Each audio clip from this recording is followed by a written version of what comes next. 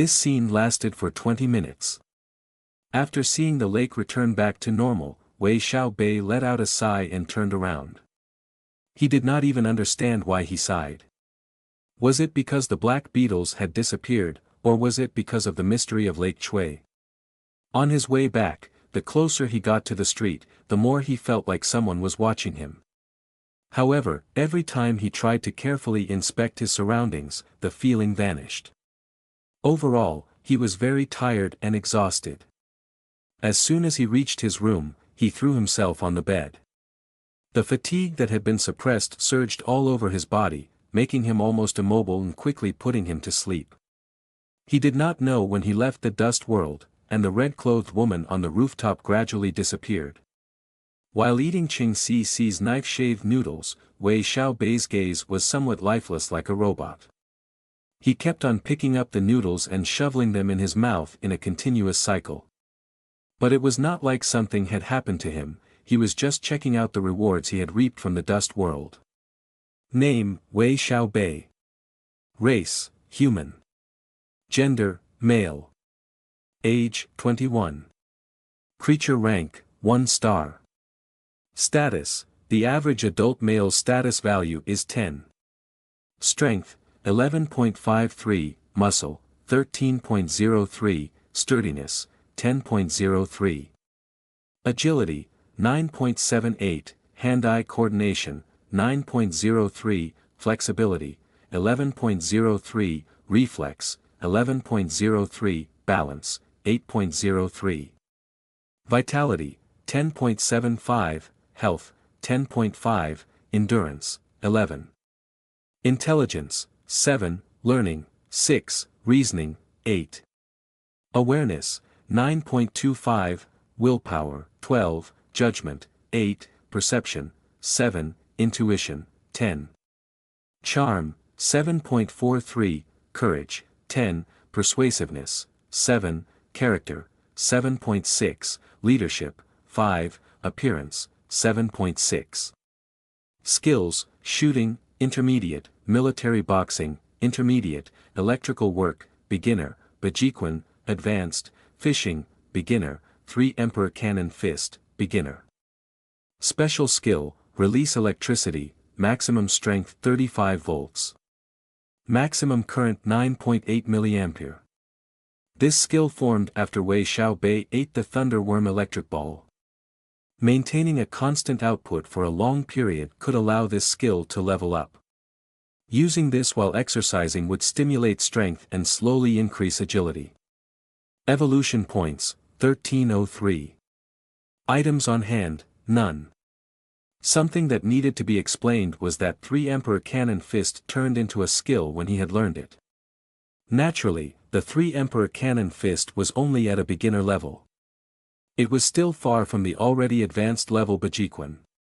His trip this time to the dust world consisted of wasting a bit of time in the Fishman village and continuously killing those black beetles. As he kept on smashing the beetles, the more he retreated, and slower he became, making his efficiency decrease. This had also made him extremely lethargic. It seemed the amount of time he could stay in the dust world should not exceed 2 hours. If 4 beetles gave him 1 evolution point, then he must have killed more than 5,000 to earn 1253 evolution points. For Wei Xiaobei, this amount of evolution points was a lot. Killing a normal fishman gave him 10 points, an elite fishman 40 points, and a fishman guard 60 points. This meant that in his recent trip to the dust world, he had killed the equivalent of 125 normal fishmen, or 30 elite fishmen, or 20 fishman guards. After inspecting his status panel a bit more, he became extremely happy. His recent gain was truly something rare. It was like he was a beggar. Normally, he would get 30 to 40 yuan a day. But suddenly, one day, he bumped into a millionaire and was given 1,000 yuan. Seeing Wei Xiaobei's indescribable smile, Qing Cici was bewildered. She even thought that something was on her face and hastily wiped his face. Junior apprentice brother. Junior apprentice brother. After finding out that nothing was wrong with her, Qing Cici quickly went in front of Wei Xiaobei. She waved her hand in front of him a few times before he came back to his senses. Ah! What's wrong? Little senior apprentice sister, don't disturb me from eating. Wei Xiaobei simply did not notice anything wrong. He even thought that she was playing tricks on him. What's wrong? That should be my question. Cheng Cc was curious about the current Wei Xiaobei. She even ignored at how he called her little senior apprentice sister. Speak, why are you smiling like that? Could it be that you found a girlfriend? What's her name? When are you bringing her here to let your senior apprentice sister take a look? Wei Xiaobei's forehead let out beads of sweat at Cheng Cc's question. This little senior apprentice sister is a little too overbearing. Although he already knew this from their first meeting, at that time they were not that familiar with each other yet, especially because she had not yet shown her true colors. Right now though, everyone was familiar with each other and were already unreserved when speaking. Meanwhile, his little senior apprentice sister started to reveal her true nature. It was very possible that during grade school, middle school, and high school, she had been controlled by her teachers and her father. Now that she was in college, no one could control her. Her sorrow had turned to joy. As a result, the refined lady had gradually turned into a rather destructive tomboy. No, your junior apprentice brother is a bachelor. I want money, but I don't have any. I want someone, but there is no one. What girlfriend? If I had one, she would probably still be in mother-in-law's belly. Wei Xiaobei mocked himself with a bitter smile. How could that be? You look a bit manly now, you know. Whatever, wash the dishes after you finish. This senior apprentice sister of yours is going out to buy things. Cheng Cc realized that she spoke carelessly, making her blush. She threw down her last words and dashed out of the dining room. What was wrong with little senior apprentice sister? Wei Xiaobei muttered in confusion. However, this was also a good chance. With his little senior apprentice gone, he could think about how he could use his evolution points. He now had 1303 evolution points after hitting the jackpot. If he placed them in any sub-attribute, he could increase them by 13 points. From his point of view, his attribute would have earth-shattering changes. After thinking for a bit, he rejected the idea of placing the evolution points in the sub-attributes. This could indeed increase my attribute by a huge amount, but it'd still be too limited. Wei Xiaobei thought for a while before deciding to increase his Bajiquan by another level to increase his battle strength. He temporarily ignored the 3 Emperor Cannon Fist. By concentrating on Bajiquan, his evolution points quickly decreased. This time, Bajiquan took a slower time to evolve. 1 breath, 2 breaths, 3 breaths. Bajiquan changed only after 3 breaths. Bajiquan had changed from advanced to expert. After this, Wei Xiaobei felt a lot of things flow into his head. He quickly put down his bowl and left the dining room, arriving at the inner practice ground. There was no one in the inner practice ground.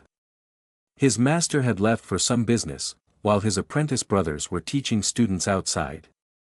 After taking a short break and drinking a bit of tea to aid digestion, Wei Xiaobei practiced Bajiquan routines and then practiced the 6 harmonies Great Spear for 1 round. After letting out a tired sigh, his face showed happiness. His understanding towards Bajiquan became deeper, and the things that he did not understand before, had now smoothened out. Although the difference between him and his 3rd apprentice brother was still huge, an expert level in Bajiquan had given him an equivalent of 7 years of training and knowledge. However, it was not enough. Wei Xiaobei looked at his remaining evolution points. When Bajiquan leveled up, it consumed 200 evolution points, leaving him with 1103 points. Previously, when he increased its level from beginner to intermediate, it costed him 50 evolution points, and from intermediate to advanced cost him 100 points. From this observation, he guessed that the consumption for each level was twice the previous level. In that case, he needed 400 evolution points to once again level Bajiquan. Wei Xiaobei did not hesitate anymore. He stood in place and closed his eyes, concentrating on Bajiquan in his status panel. His evolution points quickly decreased like a continuously falling sand in an hourglass. His Bajiquan had shown changes once again. Bajiquan, expert, Bajiquan, master. Master. The first moment Bajiquan leveled up, he quickly practiced his routine once more. This time it was not only just smoother than before. Wei Xiaobei could clearly feel the incredibly changes in his Bajiquan. For a while, he had forgotten to check his evolution points, and stood in his original spot with a stupid expression, enjoying the aftertaste of his Bajiquan's changes. After a long time, his second apprentice brother, Lu Jiancheng, came into the inner practice hall to get water. He immediately called out to Wei Xiaobei, who was still standing there like an idiot, returning him back to his senses. Lu Jiancheng teased him and then went back out. Only then did Wei Xiaobei take a look at his status panel again. He did not need to increase his Bajiquan any further at the moment. Right now, Wei Xiaobei had a bit of an epiphany. He was indeed stronger after leveling up the skill, but he still felt that something was lacking, that just leveling it up was not enough. What he needed was actual battle experience. Bajiquan was after all a guoshu, a real technique used to kill people. When he thought of his master's words, he wanted to quickly enter the dust world, but suppressed his desire after looking at his status panel. Right now, he had 803 evolution points left. In other words, leveling up from expert to master used up 300 points. It was less than Wei Xiaobei's estimate by 100 points, so it was a good thing. Next, he prepared to place points into his sub-attributes, but felt that it was such a headache deciding which sub-attribute to increase. Strength, agility, vitality, intelligence, awareness, charm. Under these main attributes, there were a total of 19 sub-attributes. Looking at so many sub-attributes almost made him dizzy. He first ignored the 5 sub-attributes under charm. According to the description of the charm attribute in the status panel, the charm attribute did not mean how pretty you were, but actually meant the ability to influence others. This was the reason why it had courage, persuasiveness, character, leadership, and appearance as the 5 sub-attributes. Appearance naturally meant having a good-looking face, but it did not mean that the person had a high amount of charm. If the person's courage, persuasiveness, character, and leadership were low, it would mean that their charm was also low. A good example of someone with a high level of charm would be the French Emperor Napoleon. According to legend, when Napoleon escaped from the island of Elba, the Bourbon dynasty dispatched soldiers to apprehend the defeated emperor. When the emperor met the soldiers, he waved his hand and said, "I have returned." Immediately, those soldiers who came to apprehend him cheered, "Welcome back, Your Majesty." The soldiers and the masses strived to follow and support the emperor's procession. When he entered Paris, an army of 140,000 people and a volunteer army of 200,000 people followed him. With that said, it was clear that the charm attribute was an extremely useful attribute. However, Wei Xiaobei currently did not have any plans on becoming a politician or an actor. He also did not count on the charm attribute to capture the monsters in the dust world. Moreover, he had planned to return to Lake Chui to catch fish.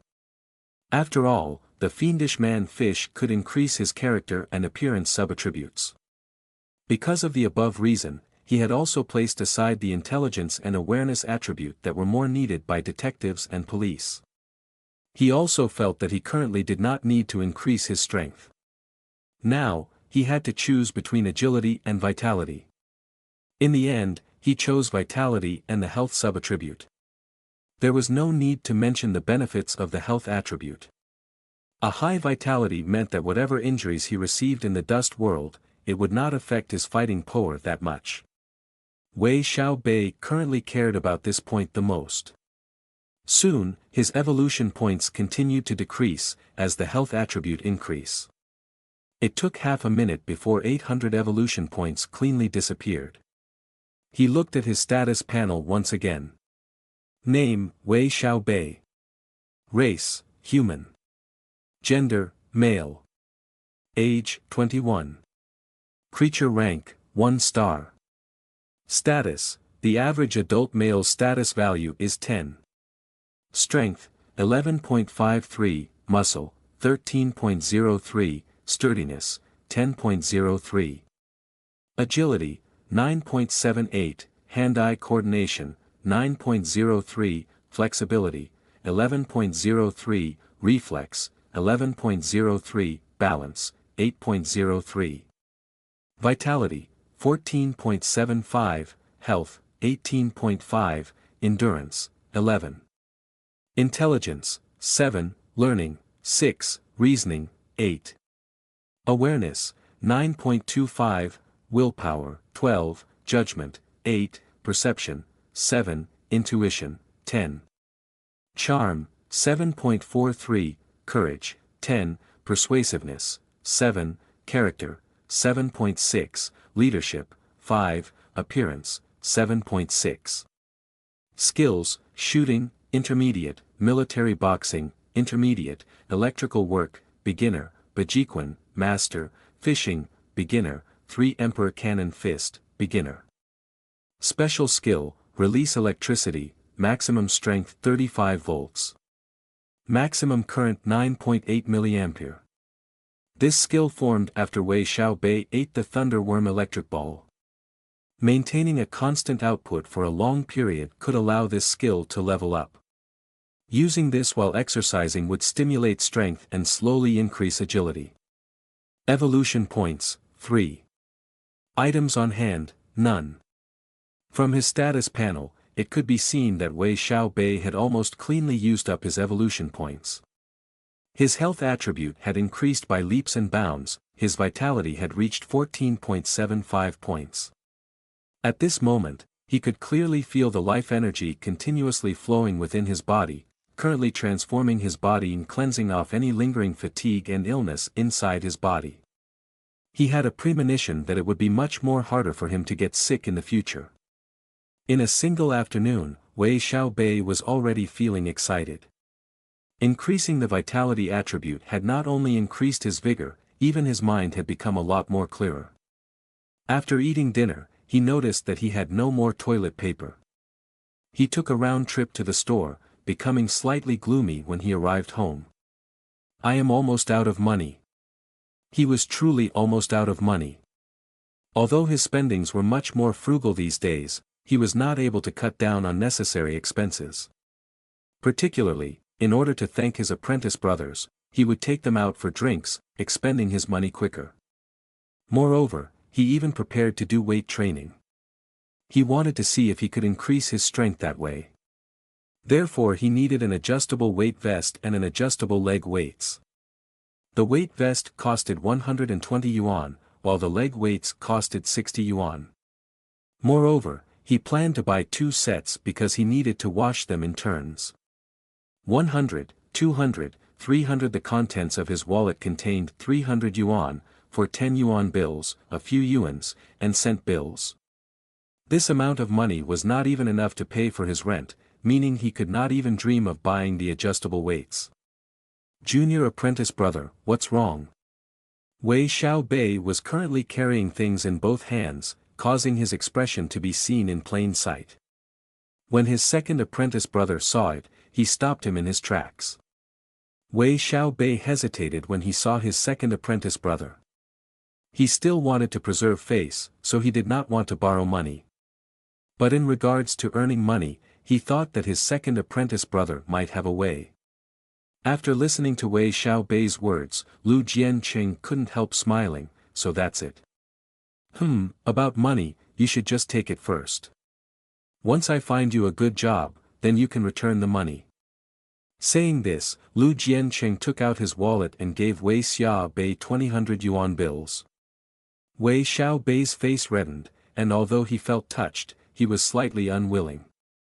However, since Lu Jianqing had already spoken so much, he could not refuse him. He took the money and quietly said, "Thank you, brother." "What are you thanking me for?" "I actually have a way for you to quickly earn money, but I'm not sure whether master will agree or not." Lu Jianqing smiled and did not say any more. He let Wei Xiaobei return to his room and wait first, while he went towards the master's room. Wei Xiaobei did not know what good job he was talking about, and was even more confused as to why his master might not agree to it. However, he could only wait in his room. Soon after, Lu Jianqing returned and stood outside the door, beckoning to Wei Xiaobei, "Junior apprentice brother, master wants to see you." "Ah." Wei Xiaobei quickly stood up and followed behind Lu Jianqing. Cheng Baiwu lived in the dojo's back garden. Its living environment was far better than the environment at the front. However, Wei Xiaobei did not bother paying attention to this as he had already been there before. While they stood in front of the room's door, his second apprentice brother made a hand gesture, as if wishing him good luck, and then left the place. "Master." Wei Xiaobei called as he stood in front of the door, his voice slightly timid. It had been a long time since he had felt this way. He remembered that the last time was when he was still studying. "Come in." Cheng Baiwu's clear voice came from within the room. Wei Xiaobei pushed open the door and saw his master reading a book. It was a thread-bound book, but the title was covered by his hand. "Sit." Cheng Baiwu pointed at the chair beside him. Wei Xiaobei obediently sat down and looked at his master's hand, attempting to see the title of the book.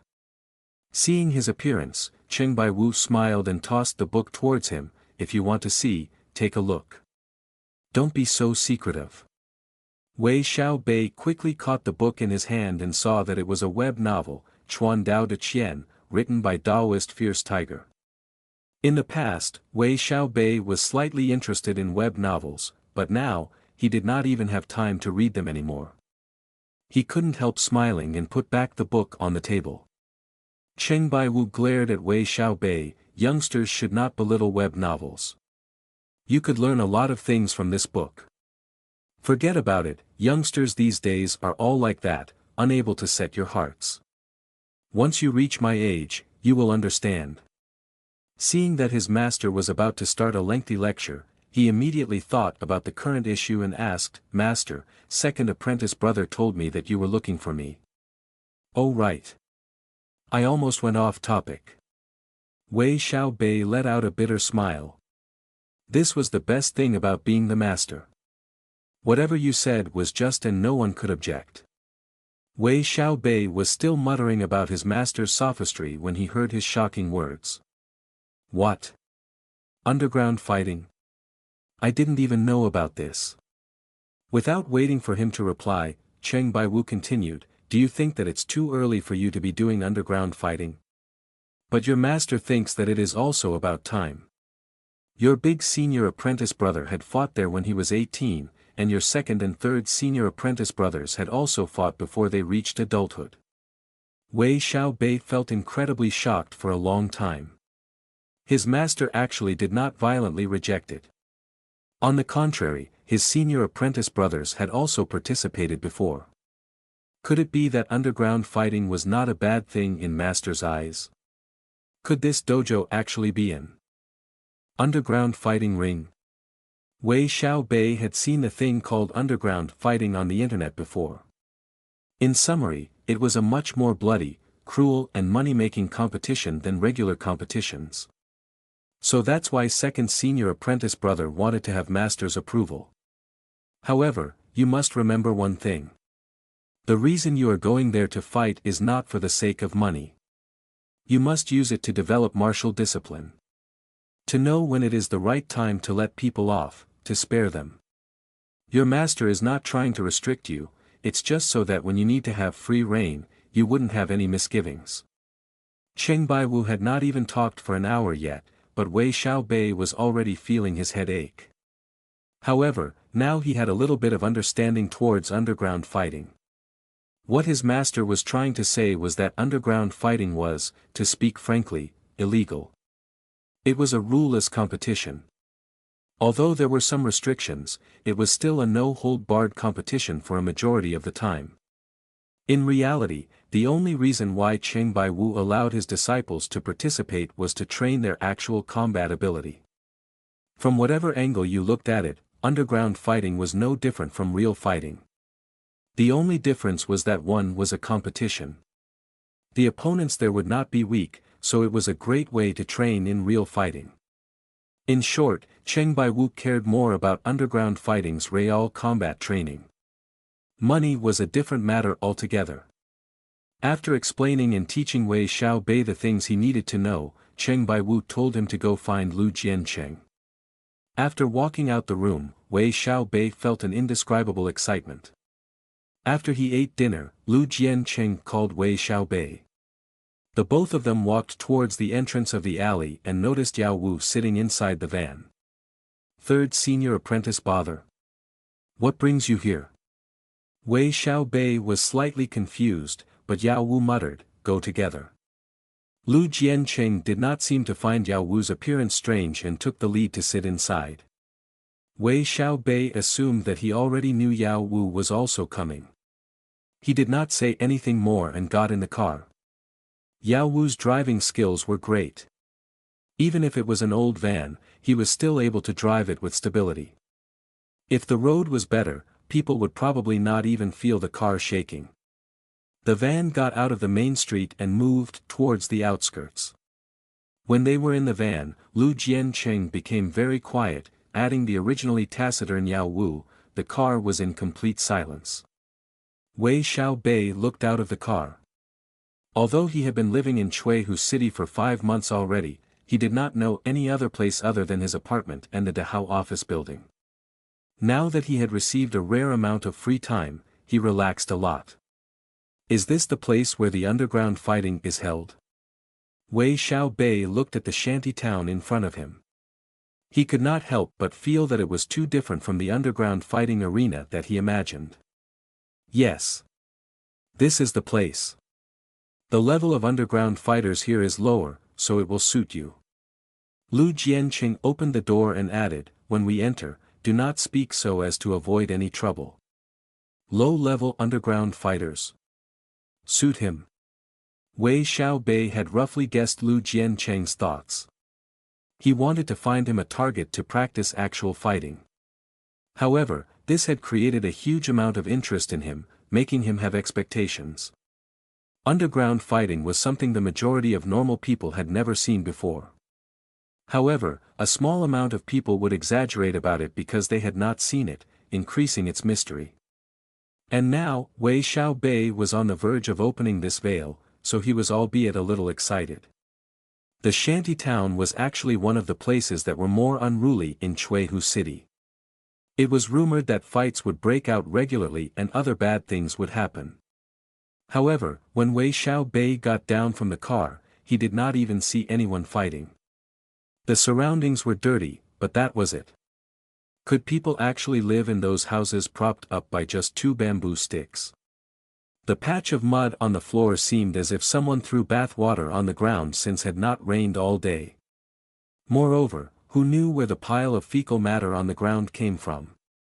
Was it dogs, or was it human? This made Wei Xiaobei afraid of setting foot on the ground. Luckily, the so-called underground fighting arena was not too far from the place they parked. He followed his 2 senior apprentice brothers and walked for a few meters until they stopped in front of a shabby house. Knock, knock, knock. Lu Jiancheng knocked on the tattered wooden door full of holes. A male voice immediately came from the inside, who is it? What's your business? We are the ones introduced by Zhang Wuyi. After he spoke, the door immediately opened to a little gap. What filled it was a stinky man in his 30s with a bird's nest on his head. His upper body was bare while wearing boxer shorts.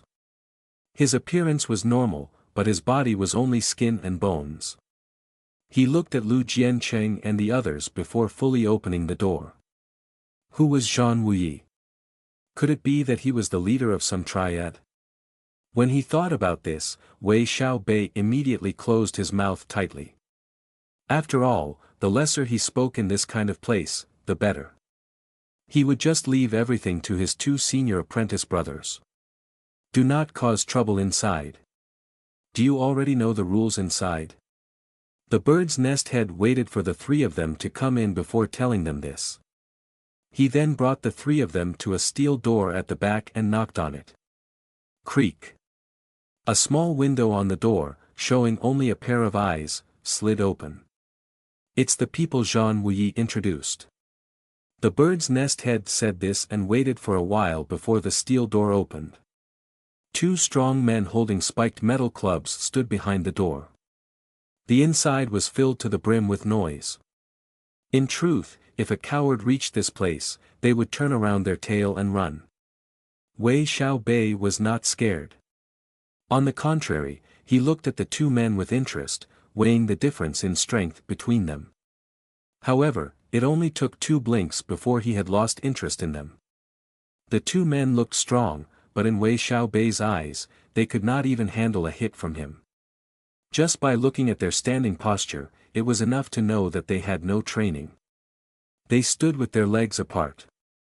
If Wei Xiaobei wanted to launch a surprise attack, a straight punch would be able to knock down one of them, the other would not be any different. Strength without skill could only scare normal people. After entering the steel door, there was an elevated stage looking like the ones usually seen in television shows. The only difference was that everything looked old and tattered, as if it was all bought from some second-hand store. There were around 50 to 60 people sitting around the stage and shouting. This place only had a few benches, making it incredibly crude. There were currently 2 sleeveless men fighting awfully on the stage. Lu Jiancheng and the others walked closer to the stage, watching the slow exchange of feet and fists.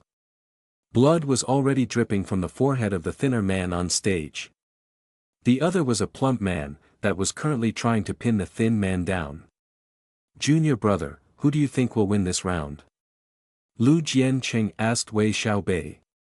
Yao Wu stood on the side without talking. "Is senior apprentice brother testing me?" Wei Xiaobei looked at the stage a few times. He guessed that the plump man had learned a bit of martial arts, while the thin man did not. However, the thin man had quite a bit of strength, so he was able to hold on until now. However, the current situation told him that the thin man would not be able to last any longer. "The fatty will win," Wei Xiaobei whispered. After leveling up Bajiquan to master level, his ability to discern martial prowess had increased by a lot. Sure enough, it did not take 20 seconds before the plump man punched the thin man in the eye, and then continuously punched the thin guy's chest. The thin guy trembled a bit and then fell to the ground. At this time, an extremely thin youth wearing white clothes climbed up the stage. He walked in front of the thin man and shook the thin man's body, and then he raised the plump man's right hand, shouting, "Winner, Violent Bear." The spectators immediately cheered, while some howled in grief. Furthermore, some even cursed at the thin man. These were obviously the people that had lost money. "How is it? Do you need to see a few more matches?" Lu Jiancheng asked with a smile. Lu Jiancheng thought highly of this little apprentice brother, so he paid more attention to him. Wei Xiaobei shook his head. "Senior brother, if this is the level of skill on stage, then there'll be no pressure." Luckily, Wei Xiaobei's voice was not too loud. If Violent Bear on stage had heard it, he might have just flown into rage and become an actual violent bear. "Alright, just try out this place for today." Lu Jianqing nodded and went to find a black-shirt middle-aged man. After talking a bit, they both walked over. The black-shirt man looked at Wei Xiaobei and nodded. "Okay, you should know the rules, right? For every match you play, it will be 500 yuan. If you win, there will be an additional 500 yuan. You will also get an extra 2% of the profit. However, if you die or become crippled, it's your own business." When Wei Xiaobei heard it, he felt that it was not a bad proposition. If he won a match he would earn 1,000 yuan and an extra 2%. This was even higher than his monthly salary before. Fighting underground matches were truly profitable. Wei Xiaobei nodded in consent. He completely ignored the man's last sentence. One thing he did not know was that 500 yuan was the lowest he could earn in this profession. A few larger underground fighting arenas would provide more than 5,000 yuan. Moreover, those international casinos that had underground fighting would provide at least 10,000 yuan. Naturally, Wei Xiaobei was so poor that he felt that 500 yuan was already not bad. Seeing Wei Xiaobei nod his head, the black shirt man indicated him to follow. The four of them circled the stage and came to a big hall. On four sides of the big hall were rooms, some labeled lobby, restroom, locker room, etc. At the entrance, there were two men wearing sleeveless skin-tight shirts. When they saw the black shirt man, they immediately greeted, "Good day, boss." N. Little 3, this little brother intends to go up. It's his first time, so arrange things for him. The man on the left nodded, "No problem, leave it to me, boss." Afterwards, Lu Jiancheng and Yao Wu waited in the big hall, while the man brought Wei Xiaobei into the locker. He gave Wei Xiaobei shorts and shoes that worn for boxing competitions. While Wei Xiaobei was changing, the man began to explain some ground rules. There were only a few rules in underground fighting. Naturally, they were still followed in order to keep some sort of order. For example, this arena required the competitors to stop attacking if the opponent lost the ability to resist. This rule was not really that applicable. After all, judging when the opponent loses their ability to resist was very subjective. This was only a rule drawn up to decrease the amount of deaths. This place was Chuihu City. If there were too many people who died from underground fighting, then this arena would not be able to stay open for much longer. As for the rules on not attacking the referee and the spectators, these were made for the benefit of the arena. There were almost next to no rules when a fighter was on stage. As long as they didn't kill or disable their opponents, anything went. When Wei Xiaobei returned to the big hall after changing, he saw a robust man wearing a sleeveless shirt and boxing shorts, currently jumping and letting out straight punches and hooks from time to time. Seeing Wei Xiaobei gaze at the robust man, the man couldn't help but smile. "That person is your opponent. His nickname is Homicidal Demon King. He has fought in this arena for 3 matches with 2 wins and 1 loss. His strength ain't that bad." Wei Xiaobei let out an odd smile. This is called not bad? How meaningless. One ground-sweeping kick would probably be enough to make him fall down. The robust man had a height of 190 centimeters. This height was enough to surprise normal people. If Wei Xiaobei had just started learning Bajiquan, then he would have probably been on the oppressed side. But now, he only lightly laughed in his mind. "Oh right, what nickname do you want?" the man suddenly asked. What nickname? Wei Xiaobei was a bit dazed. He did not really process man's words. This was the result of not having a high intelligence. His response time was quite slow. Just like them. Homicidal Demon King, Violent Bear and whatnot. The man shrugged his shoulders and talked as if he were a bystander, while pointing at Homicidal Demon King. Then call me Fierce Tiger. It was only a nickname, so Wei Xiaobei did not think much about it and made a random decision. The man nodded his head and made Wei Xiaobei wait. He then left the big hall and arranged the match.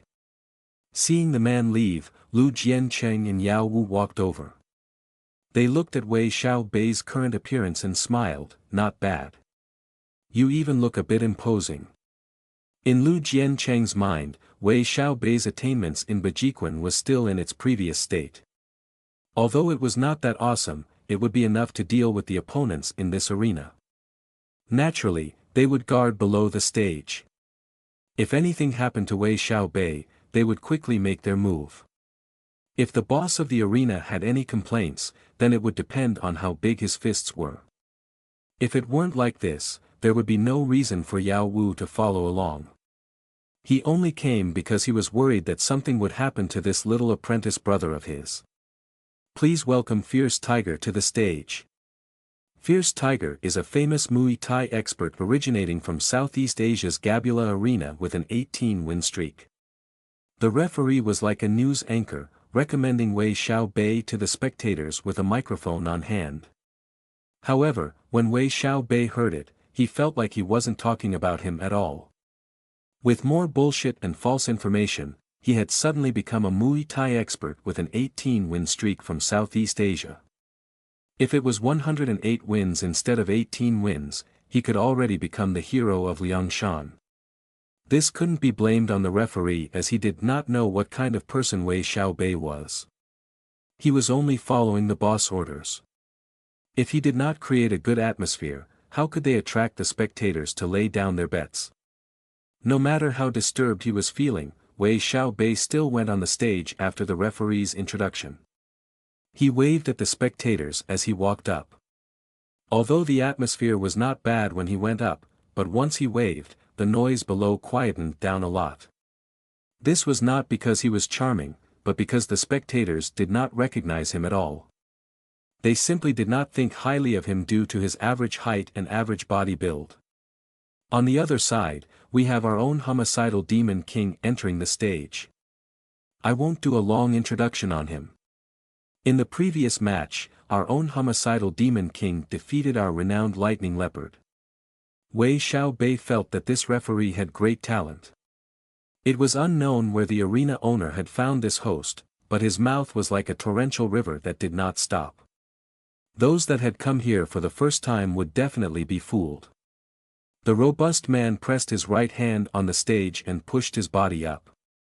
And then he looked at Wei Xiaobei to compare their muscles, attracting the audience's cheers. At this time, the referee strongly persuaded the audience to lay their bets as the match was about to start. In this place, every match would have 3 rounds. The payouts would change every round based on the fighter's display. Wei Xiaobei's current payout was 1:2, and the homicidal demon king's was 1:15. In other words, the spectators in the arena had a much more favorable opinion of homicidal demon king. After all, his body size and robustness seemed to surpass Wei Xiaobei's. Body size and robustness were usually enough to determine the victor in these low-grade underground fighting arenas. In reality, most of the first-time spectators would base their bets on the fighter's appearance. At the very least, 80% of them would choose homicidal demon king. These spectators were very realistic and not idiots. No matter how much hype the referee created, seeing with their own eyes was easier than believing other people. Homicidal demon king's strength was easy to see as he had fought in this arena before. Wei Xiaobei, on the other hand, was a first-timer in this arena, who could tell how strong he was. In addition to this, Wei Xiaobei's height and body size simply could not compare to the homicidal demon king. Because of this, 80% of the people betting on homicidal demon king was quite plausible and even normal. Fight. Wei Xiaobei and homicidal demon king stood 3 meters apart, facing each other on the stage. The referee in the middle immediately blew the whistle and quickly went down the stage, scurrying away like a rat. If he was on stage when the match started and became injured, only he would be responsible for himself. Brat, you're still a virgin, right? Why not let this master open your anus? Homicidal demon king let out a fierce look as he insulted and taunted Wei Xiaobei with his hands. In reality, this was not a rare occurrence on stage. Using insults to provoke the opponent and make them lose their reasoning was a good way of gaining an advantage. However, the events following this exchange would make him feel as if he should have never opened his big mouth. Wei Xiaobei simply ignored him and kicked towards his crotch, startling homicidal demon king into blocking his lower body with his hands. When homicidal demon king attempted to block Wei Xiaobei's kick, Wei Xiaobei quickly landed his left foot down. He then stamped his right foot down, shaking the stage. Wei Xiaobei moved like a fierce tiger and knocked into homicidal demon king's chest. Iron Mountain Lean. In a flash, homicidal demon king was sent backwards, leaving him defenseless. Without waiting for him to stand firmly, Wei Xiaobei once again stamped his foot and tackled homicidal demon king again. The spectators below were originally cheering after homicidal demon king's provocation and insulted Wei Xiaobei with him. However, in the next moment, they could only see Wei Xiaobei's shoulder knocking into Homicidal Demon King's chest, making the sound of bones breaking echoing throughout the arena. In half a breath's time, Homicidal Demon King was like a half-filled sandbag. In a flash he was sent flying back. The cable around the stage could not even block him and sent his body towards the spectators, frightening them. The referee quickly came out and brought 2 people with him to drag away Homicidal Demon King, saving the few unfortunate spectators who were squashed beneath him. After confirming Homicidal Demon King's unconsciousness, the referee got up the stage and announced Wei Xiaobei's victory. "I won just like this. I instantly earned 1,000 yuan just like this." Happiness leaked out from Wei Xiaobei's face. He did not even feel guilty about breaking Homicidal Demon King's bones. If Homicidal Demon King's mouth had nicer words to say, Wei Xiaobei would have probably went easier on him. But Wei Xiaobei was not a philanthropist. He would not say the words "submit to me and prosper," or "oppose me and perish," but only felt that it was necessary to compensate a tooth for a tooth. Homicidal Demon King and the unfortunate spectators had been quickly dragged off. When Wei Xiaobei went down from the stage, the spectators in the arena began to look at him with reverence. He was able to send the robust Homicidal Demon King flying and even knock him unconscious. If it was them, they would probably be knocked to death. The previous man gave Wei Xiaobei his reward. 1,400 yuan. Wei Xiaobei was pleasantly surprised. "The 400 yuan in there is your percentage." The man's face carried a smile. From now on, he was the one who would be in charge of Wei Xiaobei. Moreover, whenever Wei Xiaobei won, he would benefit. As a result, he became much more cordial towards Wei Xiaobei. "Junior apprentice brother ain't bad. It's only been such a short time yet your Iron Mountain lean had been trained to this degree." Pat. Wei Xiaobei felt his shoulders sink as his second apprentice brother Lu Jianqing appeared behind him. For the spectators in the arena, the fight only just spurred on their liveliness and gossip. However, it was very different in Lu Jianqing's eyes. The Iron Mountain lean that Wei Xiaobei performed on the stage was already quite similar to his. In truth, Lu Jianqing was a bit jealous of his junior apprentice brother. "Fuck, this little apprentice brother is simply a monster. How long has he been training for? It has only been 2 months, yet he is about to catch up to me." It must be understood that Lu Jianqing was currently 28 years old. He had been training for 14 years already. Wei Xiaobei's current skill seemed to be at his level when he was in his 12th year. This was enough to make him angry to death. But for now, he could only let go of the jealousy in his heart. The better his junior apprentice brother became, the more benefits he could gain as the second senior apprentice brother. Lu Jianqing knew that his natural aptitude could only reach a certain point. He could not even compare to Yao Wu. Moreover, even though he was a child from an influential family, he was not blessed in business, so the clan did not place any importance in him. However, having connections was also a very important resource. In China, martial arts and business were actually inseparable. If a person could make friends with a Guoshu expert, then many things would be easy to do. At first, Lu Jianqing had planned to turn himself into a Guoshu expert. However, he knew that if a genius was 100 points, he could only be 60 points. Now that Wei Xiaobei appeared, he felt that his desire was about to be fulfilled. He. Wei Xiaobei did not know how to explain things, so he could only awkwardly smile. However, Lu Jianqing simply ignored Wei Xiaobei's complexion, and praised him. "Can I go on stage again?" Wei Xiaobei was unwilling to just return with 1,400 yuan, so he asked the man. "You can, let me quickly arrange it for you." Towards Wei Xiaobei's request, the man became extremely happy. For every match that Wei Xiaobei would fight in, he would gain quite the profit. Soon, Wei Xiaobei once again got up on stage. This time, his opponent was called the Dark Knight. Wei Xiaobei immediately became annoyed when he saw him.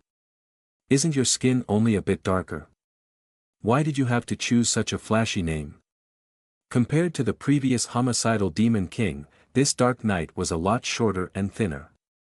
However, his martial skills were a lot better than the homicidal Demon King, to the point that he was able to exchange a few moves with Wei Xiaobei. However, his martial skill was most probably learnt through street brawls only. There were many holes in his defense. As a result, he was kicked off the stage after a few rounds. After winning 2 rounds, Wei Xiaobei's fierce tiger nickname began to come out from the spectators' mouths. Wei Xiaobei, himself, became more excited due to the audience's shouts. However, after the 3rd round, Wei Xiaobei had no choice but to leave. The reason was simple, it was because the arena's boss was unwilling. From the 2nd round, a lot of the spectators had placed their bets on Wei Xiaobei. On the 3rd round, other than stupid people, the spectators placed their bets on Wei Xiaobei. Like this, the arena boss would not only not earn money, he would also have to lose money. Luckily, the arena boss was still reasonable. Even if he made a loss, he did not leave out Wei Xiaobei's appearance fee. When they returned to the dojo, Wei Xiaobei's face was still filled with excitement. This was the first time he fought on stage. He was not only able to test his martial arts, he was also able to earn money. It definitely couldn't get any better than this. After fighting 3 matches, Wei Xiaobei had earned 3,700 yuan. This was simply equivalent to 3 months' salary of his previous job. Fighting was truly profitable. However, Wei Xiaobei's enemies were too weak. He felt like an adult fighting a grade schooler. He had earned money, but in his heart, he was not that happy about it. Wei Xiaobei was thinking about asking his second apprentice brother to bring him to a better underground fighting arena, when he suddenly heard Lu Jianqing speak, "Junior apprentice brother, you are not satisfied by today's fight, right? If I knew that you were this strong, I would have brought you to a different one. It's alright though. I will bring you to Chuihu City's best underground fighting arena next week." "Yes. Thank you, second apprentice brother, third apprentice brother." Wei Xiaobei was not someone who was unable to differentiate good from bad. His 2 apprentice brothers had helped him, if he did not say even a word of thanks, he should just return to his mother's womb. With more than 3,000 yuan, Wei Xiaobei temporarily had enough to use. At the very least he did not have to worry about his rent. Today was Sunday, so the dojo was closed. The students who had to brave the intense heat to come and train, would be able to take a break. After all, it was summer break. If they trained every day, they would not be able to endure it. Because the dojo was on break, Wei Xiaobei was also on break. However, he still woke up very early and trained with his apprentice brothers. Afterwards, he brought Yao Wu to a sport equipment store to buy himself 2 sets of weight vest and leg weights. The weight vest looked similar to a normal bulletproof vest. It was made of thick material and had 16 pockets specifically made to fit weights. The leg weight on the other hand had 4 pockets. The weight vest and leg weight costed 150 yuan a set. It was not that expensive, and the quality was not at all bad. Wei Xiaobei tried on 1 set of weights in the store and picked up the special weights, weighing it in his hand. It weighed almost 100 grams and placed it in one of the pockets. After filling up all the pockets, he tried to get the feel of it, but couldn't help shaking his head. It only had a total of 2 kilograms. It was so light, he could not feel a thing. Seeing Wei Xiaobei shake his head, the normally silent Yao Wu already guessed his thoughts. A rare smile appeared on his face as he asked the owner, "Boss, do you have any lead plates here?" "Ah. We have. The standard weight is 1 kilogram. The well-built store owner smiled and made his assistant bring one over. The lead plates were only as big as a palm so they could fit in the pockets. "Bring out 20 pieces. Wei Xiaobei tried to weigh the lead plates in his hand and felt that they were not bad. When the owner heard it, he already knew Wei Xiaobei's thoughts. He tried to dissuade, "Little brother, when the pockets are filled, it would weigh 20 kilograms. Are you sure you can bear it?" Wei Xiaobei smiled, "Let me try it." "How would I know if I don't try it?" After filling up the vest and leg weights with the lead plates, Wei Xiaobei practiced pacing around the place. He slightly frowned but did not take out the plates. After paying, he felt his muscle ache. 2 sets of weight vests and leg weights with lead plates costed him 1,000 yuan. He had no choice, since those special lead plates were nowhere cheap to begin with. Carrying 20 kilograms every day would be absolute suffering from a normal person's viewpoint. However, from Wei Xiaobei's point of view, it was only somewhat heavy. Overall, he kept it on for a long time. His walking had already started becoming strenuous, and it was especially hard when he was training. When evening came, he was already drenched in sweat. Wei Xiaobei continued this for days. There was not a day where he was not drenched in sweat. However, his efforts were worth it. In just 3 days, his muscle and sturdiness attribute had both increased by 0.1 points. Although the changes the training had resulted in were not big compared to manually placing points, it would still continue to accumulate and become beneficial in the future. Naturally, he did not forget about the dust world. It was the next Sunday, so the dojo was closed. He bought a bottle of white wine and returned to his apartment. After chugging down the bottle, he returned to the dust world when he opened his eyes. Wei Xiaobei was pondering a question at this moment. If there were so many people who get drunk every day, why is it only me who can enter the dust world? Of course, he was slightly wrong since the previous 2 dead people were also able to enter. However, compared to the entire Chuehu city, it was too small. He knew that he would not be able to find the answer. If he truly wanted to know, it would be the same as trying to climb into heaven. After leaving the apartment, Wei Xiaobei went straight to Lake Chui. What disappointed him was that the fishmen village had been crushed to nothing. Even the bones of the fishermen's corpses had disappeared without a trace. Moreover, when Wei Xiaobei tried to fish for half an hour, he came up empty, and could only helplessly give up. The fiendish man fish which originally needed only a bit of blood as lure simply did not bite. It seemed like the changes starting happening to Lake Chui when the black beetles appeared. Looking at the clear lake water, he did not even dare to jump down. This place is too strange. It's so strange, as if there are countless eyes looking at me. No. There really is something looking at me.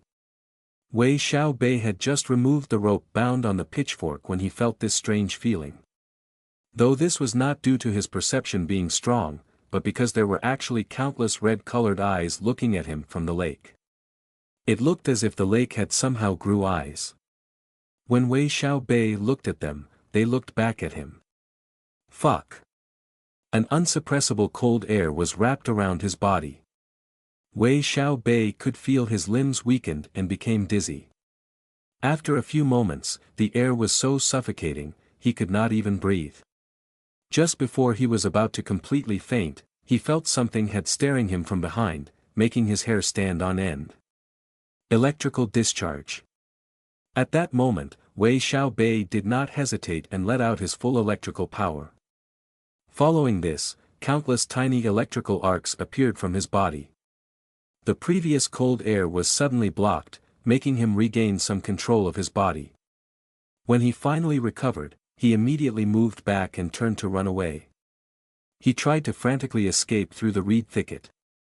Even if the reed thicket would cause him some light wounds later on, he did not care at all. Wei Xiaobei only turned back to take a sneak look once the cold feeling he had mostly dispersed. His heart trembled as he turned to look and immediately sped up, using every bit of energy he had left.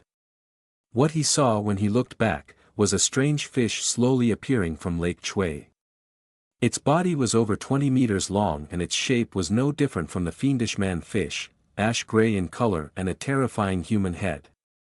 The most terrifying thing about it, was that its entire body was covered in red eyeballs. Even if they were separated by 100 meters distance, Wei Xiaobei was able to see his inverted image reflected by those red eyeballs. He could feel goosebumps all over his body. The thing that frightened him the most was that when his eyes met with its eyeballs, the feeling of his body being robbed of control once again appeared, making him run for his life. Without stopping at all, Wei Xiaobei escaped to the back of the street. When he stepped on the street, a terrifying shriek echoed from behind him. It was like someone was dying. He suddenly felt that the cold air enveloping his body had completely disappeared. At this point in time, Wei Xiaobei turned around to look at the lake. The strange fish that had appeared on the lake disappeared without a trace. Seeing that the danger had disappeared, Wei Xiaobei's tensed psyche immediately relaxed. His entire body weakened, unable to even stand straight, and he collapsed to the ground, gasping for oxygen. When the strange fish stared at him, his mind tensed up. He did not even have time to think, but now that he was relaxed, a lingering fear appeared in his heart. Luckily, his electrical discharge was able to fight his strange state, or else the result would just be too horrible to think about. That strange fish was simply an enemy that he could not defeat right now. Wei Xiaobei vowed that he would not come back to Lake Chui until he had obtained the power to defend against that strange cold air. This place was too strange. The monsters that appeared were things that should never exist. After blankly sitting there for a while, he finally felt the pitchfork that he had been tightly holding onto the whole time. This made him start to daydream. If I had thrown this pitchfork at it, would I have achieved anything? Perhaps it would have been enough to kill the enemy. Or could it have simply counterattacked and kill me? All of these were possible options. After thinking for a long time, Wei Xiaobei came to the decision that there was an 80% chance he would have died. After all, the monster that appeared was not something a normal person could fight against. After all, he was only a human being. After putting away his thoughts, he discovered that a battle log had appeared below his status panel. Battle log. Encounter with 3-star terror class creature, Thousand-Eyed Devil. Body's consciousness received evil thoughts attack. Willpower, 12 points, blocked part of the attack. Body has been slightly paralyzed. Release electricity partially removed negative effects. Entered into the streets. Evil thoughts possessor received an attack and disappeared. Wei Xiaobei had too many questions at the newest addition to his status panel, the battle log. Thousand-Eyed Devil. Terror class creature. This name truly fitted the image of the huge strange fish. The amount of eyes Wei Xiaobei had seen on it would probably not be below 1,000. The monsters that Wei Xiaobei had met after entering the dust world were the thunderworm, normal fishmen, elite fishmen, fishmen guards and the fiendish man fish. Other than the thunderworm, all of these strange creatures were only 1-star creatures. This was something that Wei Xiaobei knew. He also knew that the strength between these creatures were different. Therefore, he concluded that the fishmen must have been normal 1-star creatures, while the elite fishmen guard, and the fiendish man fish must have been 1-star elite class creatures. In that case, the thunder worm would have been a normal 2-star creature. Thinking about it this way, it was easier to understand the difference between his enemies. Wei Xiaobei felt that if he put his life on the line, he was able to kill 1-star and 2-star creatures. In the case of the 3-star creature, Thousand-Eyed Devil, he felt that he would not even be able to retaliate. It was impossible for him to even approach it. The evil thoughts attack had almost killed him. Even Wei Xiaobei's trump card, releasing electricity, was not enough to steer clear from the negative effect. Is this the strength of a 3-star terror class creature? From this, Wei Xiaobei had roughly made an outline. Inside the dust world, a creature's strength was expressed by the star rating. Moreover, the star ranking was further divided into the 3 levels: normal, elite, terror. As for ranks higher than terror class, he had not seen any yet, so he did not know. However, what is this evil thoughts possessor? How was it possible that it received an attack once I reached the street? Previously, those black beetles were not able to take a single step in the street. This street made him feel as if it was a safety zone. Those that were stronger than a certain level were probably not able to enter it. However, when he thought about being stared at before, he began to worry. According to his understanding, other than how strange these creatures were, the creatures formed three types of relationships: competitors, prey, and predators. For example, lions and hyenas in the African savanna were predators, while most herbivores and some carnivores were their prey, and the relationship between them was that of competitors. Strong lions would absolutely not allow hyenas to enter their habitat. Once a hyena appeared close to their habitat, the male lion would kill them. This meant that the street he was in was the territory of a stronger creature. This was a much more reasonable explanation as to why those black beetles could not enter the street. Even the strange evil thought's possessor received an attack after entering the place. However, Wei Xiaobei was only a bit wishful. After all, he had already searched through the few places in the street, and from his observation, there were no signs of any strong creatures. When he thought about it, if this place truly resided a strong creature, then he would probably be its first target. Naturally, if he added an extra explanation, it would make a lot more sense. He thought that the strong creature was probably sleeping somewhere, perhaps under the streets. All right. Let's not think about anything else anymore. Right now he was hungry. This was the inevitable consequence of releasing electricity. His stomach would receive the side effect of extreme hunger. Luckily, the hardtacks that he had gathered were not finished yet. The only problem now was that the remaining hardtack he had with him had been cleanly eaten by him. Other than a few bottles of water, Wei Xiaobei did not have any more food. He was not a god. Even if he was inside this mystical dust world, he still needed food. After searching through the street, he decided to search the other end of the street, while also finding a place to escape to. If a strong creature was truly sleeping here, then he should try to find a safer place. Naturally, finding food and water was also a must. Because nothing strange continued to happen, Wei Xiaobei did not waste any more time and went towards the other end of the street. The other end of the street was no different from the original scheme of the dust world. With just one look, he could see the same kind of ruined buildings and the ash-colored sky that did not bring any warmth, giving others a sense of being in the aftermath of a nuclear bomb. Where is this? Wei Xiaobei looked at the street, that was much more ruined compared to the apartment building street. He tried to think about the street's version in reality. This place should be the food street, right? This was Wei Xiaobei's first impression. In the real world, the apartment street was actually west of Lake Chui, while the food street was northwest of Lake Chui. The street was parallel to the lake, allowing the diners to enjoy the view of Lake Chui while eating delicious food. However, it was different in the dust world.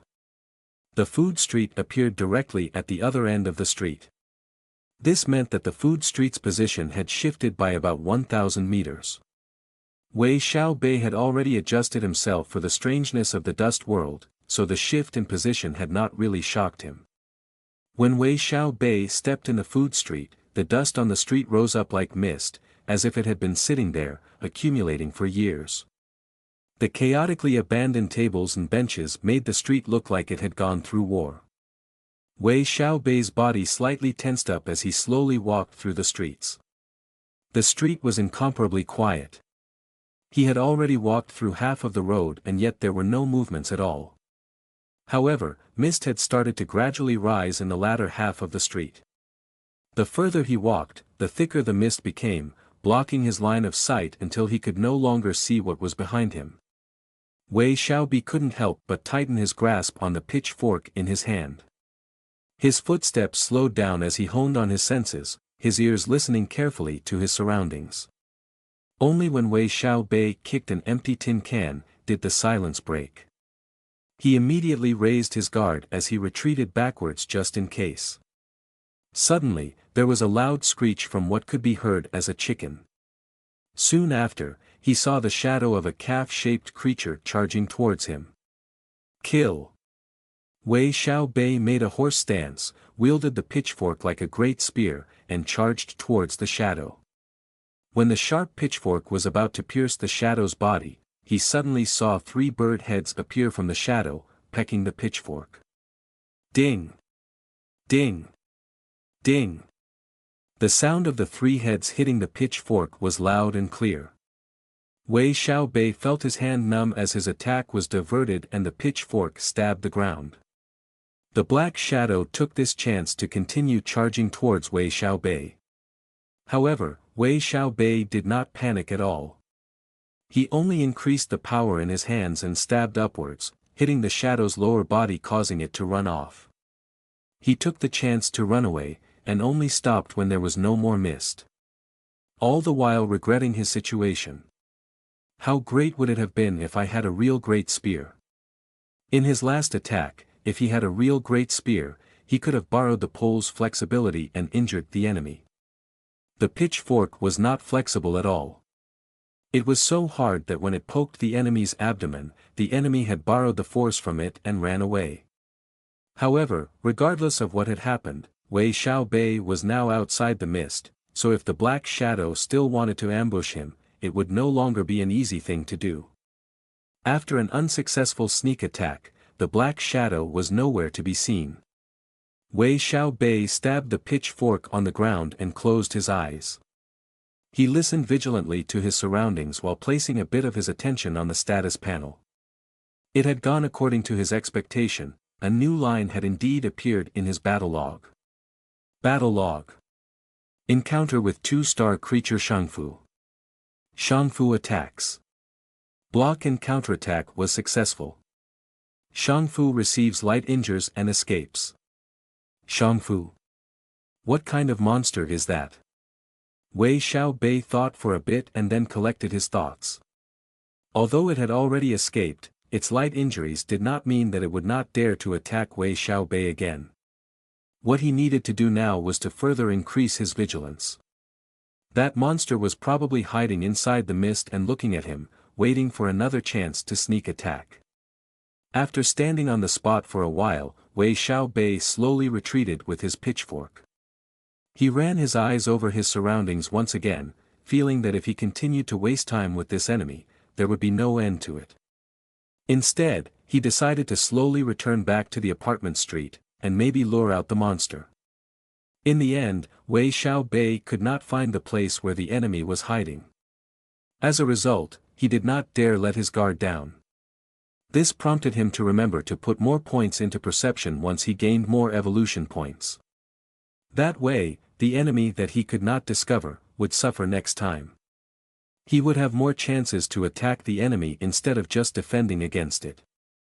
It's here. When Wei Xiaobei was about to retreat back to the apartment street, when the mist from afar stirred up. A monster came out from the mist and quickly charged towards Wei Xiaobei. This is a chicken. When Wei Xiaobei saw the monster's shape, he was stunned. The monster looked like a rooster the size of a human. It had 3 heads that were red, yellow, blue, respectively. This meant that it also had 6 eyes. It had 6 legs below and 3 wings on its back. The middle wing stood erect on its back and its entire body was covered in red-yellow feathers. Its black tail stood up with a height of at least 3 meters long. All in all, it looked like a genetically mutated chicken monster. 6 chicken legs.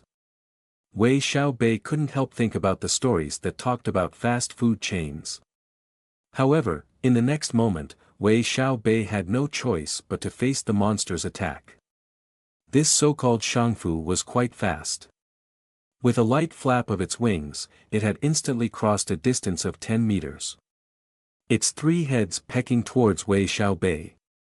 With those inch-long beaks, Wei Xiaobei knew that a bloody hole would open up on his body once he was hit.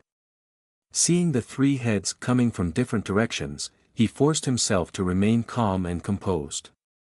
He retreated to steps and waved his pitchfork to his left and then right, blocking the 2 heads coming from both sides. He then took one more step back and waved the pitchfork up, sending the middle head upwards. He fixed his stance, affixed his foot on the ground, readied his spear and fiercely pierced through the middle head's neck. Blood splashed everywhere as the spear sunk 3 inches deep. The Shangfu let out a strange cry, and the two heads once again started pecking towards Wei Xiaobei. Wei Xiaobei decided to pull back from the fight, retreating like a river as his figure swayed. While using the spear to protect his body from oncoming attacks, he moved more than 10 steps away, escaping the enemy attack.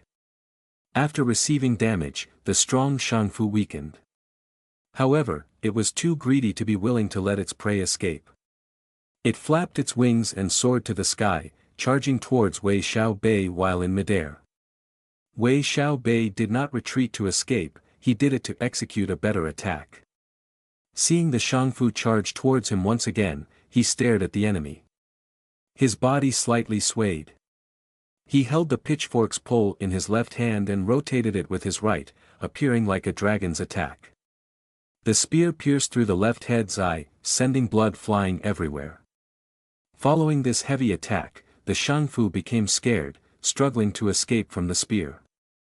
However, at this moment, Wei Xiaobei was unwilling to let this monster go. He held the pitchfork and let out electricity. Electrical discharge. After releasing electricity, the Shangfu's body trembled a few times before its body limped weakly. However, the Shangfu was still flapping its wings as it struggled and spasmed.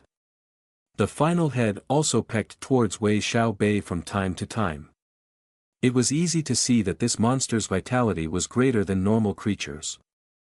If it was a normal person, they would have probably gone unconscious after a strong hit, let alone being electrocuted. Kill. Kill the enemy while it's down. Wei Xiaobei would never show mercy towards a strange-looking monster like this. He drew back the pitchfork and aimed 3 inches below the neck. He pierced the Shangfu with all his might and rotated the pitchfork, destroying the Shangfu's heart, and at the same time eliminating its last chance to live. The Shangfu's last head dropped down. Wei Xiaobei finally let out a sigh of relief. I finally killed it. He relaxed his tense nerves and then used the pitchfork to pierce it a few more times, ensuring that it was truly dead. As of then, Wei Xiaobei regretted how he did not have a real great spear. The pitchfork could not even compare to it. There were many different reasons, but the most important one was the length. The pitchfork was about 1.6 meters, which is only about half of a great spear's. Another point was that the pitchfork was not flexible enough, while the great spear's body was very flexible. If he had one, he could fully display the power of the Six Harmonies' great spear. For the pitchfork, it was already enough that it could pierce and block. How great would it be if I could bring in a great spear from the dojo? Wei Xiaobei had tried it before, but he quickly discovered that it was an impossible dream. Other than his clothes, he could not bring any objects inside the dust world, unless it originated from the dust world, like the knife. As for bringing things from the dust world to the real world, it was much more easier. As long as the object was not ash-gray colored, he could bring anything back. An example would be the fishman water ball and other rewards. Things like the wooden club and others could not be brought back. Wei Xiaobei began thinking about making a great spear by himself. However, it was only a thought. Wei Xiaobei currently did not have the materials to do so. After standing in the same spot for a while, he walked in front of the dead Shangfu.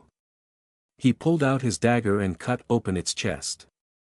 The Shangfu's warm blood spurted out, splashing on his face. When he smelled the fresh blood, his suppressed hunger immediately rose up. The hunger from releasing electricity was extremely difficult to suppress. Wei Xiaobei already knew this very well, but he never imagined that just the smell of fresh blood was enough to stimulate his hunger. He could not endure and licked the fresh blood on his lips. Surprisingly, it tasted extremely delicious. Wei Xiaobei gave up enduring and waited for a while to see if it was poisonous. Afterwards, he cut open a larger hole on the corpse and gulped down the blood as if he was thirsty. Although the Shangfu's body was the size of a human's, it did not have a lot of blood. After gulping a couple of times, the Shangfu's body stopped bleeding, as if it had withered up.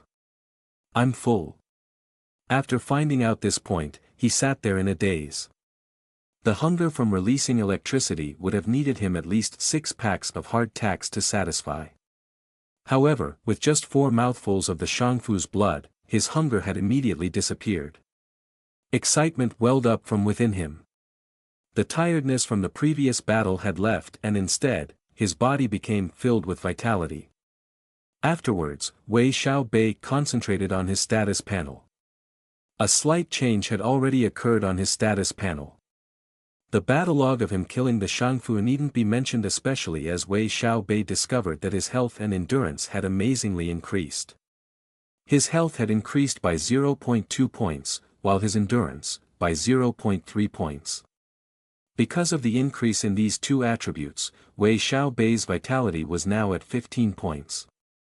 Without a doubt, this increase in his attribute was not random, but actually the benefits of drinking the Shangfu's blood. Converting the points, he worked out that it was equivalent to 50 evolution points.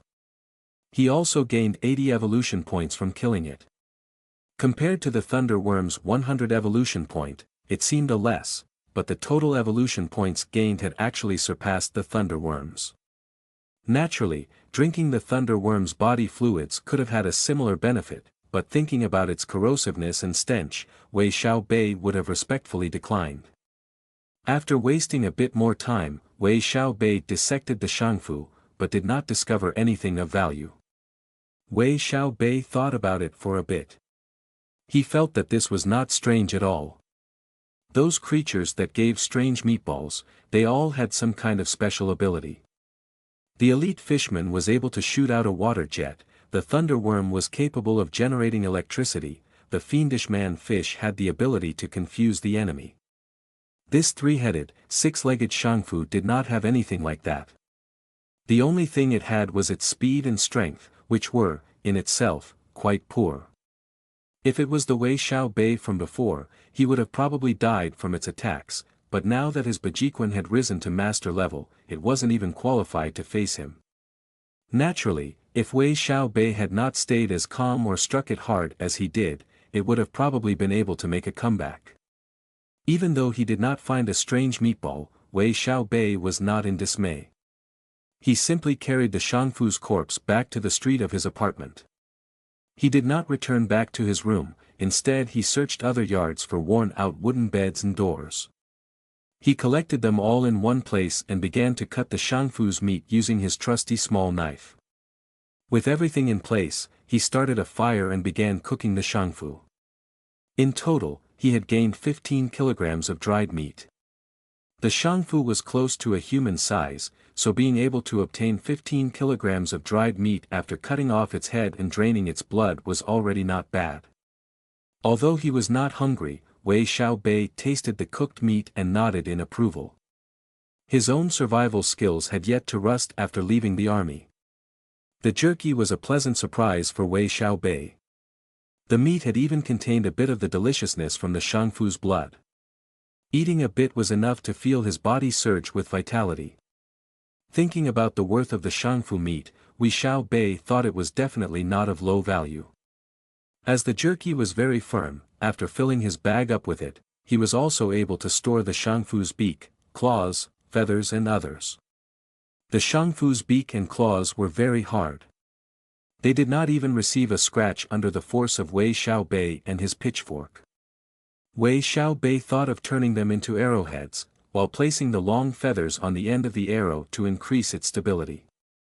This was because being excessively dependent on close combat was not a good thing. It was especially true from today's experience. If it had not been because the Shangfu lost its cool and charged out from the fog, Wei Xiaobei would have been troubled. As a result, he needed a method to fight from a longer range. Fighting long range would be greatly beneficial when exploring the dust world. It would help him kill his enemies faster and protect himself easier. From the ancient past, human ancestors borrowed the power of bows and arrows to close the gap between them and fierce beasts. The result was that they became rulers over all living things, and leaders of the world. Of course, back then, no one would have imagined the extent of the impact of the bow and arrow. With a bow and arrow, the human ancestors grouped up, often with more than 10 people at a time, to kill tigers, black bears, and other wild beasts.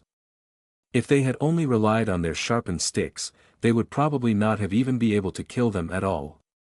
The ancient method of hunting, archery, was something that Wei Xiaobei had never dabbled in before. However, there was no need to worry. He had a master and fellow disciples around him. If he wanted to seek advice, it would not be hard. In the worst-case scenario where his master and fellow disciples did not know archery, he could just earn more money by underground fighting and hire an archery master to teach him. After putting away his things, Wei Xiaobei returned to his room and hid the jerky under his bed. Although his strength was similar to that of a middleweight boxer, carrying 15 kilograms of dried meat while exploring was not really a good idea. After emptying his backpack, he brought one of the chicken heads and returned to the food street. He saw that the mist still filled the air, and after searching for a while, he picked up a broken brick and threw it in the mist. The palm-sized brick quickly flew into the mist. After a short moment, he heard the sharp sound of it hitting something. Soon, the cry of chickens echoed from within the fog. Wei Xiaobei smirked as soon as he heard it, and threw the chicken head towards the edge of the fog. His throw was like poking a hornet's nest.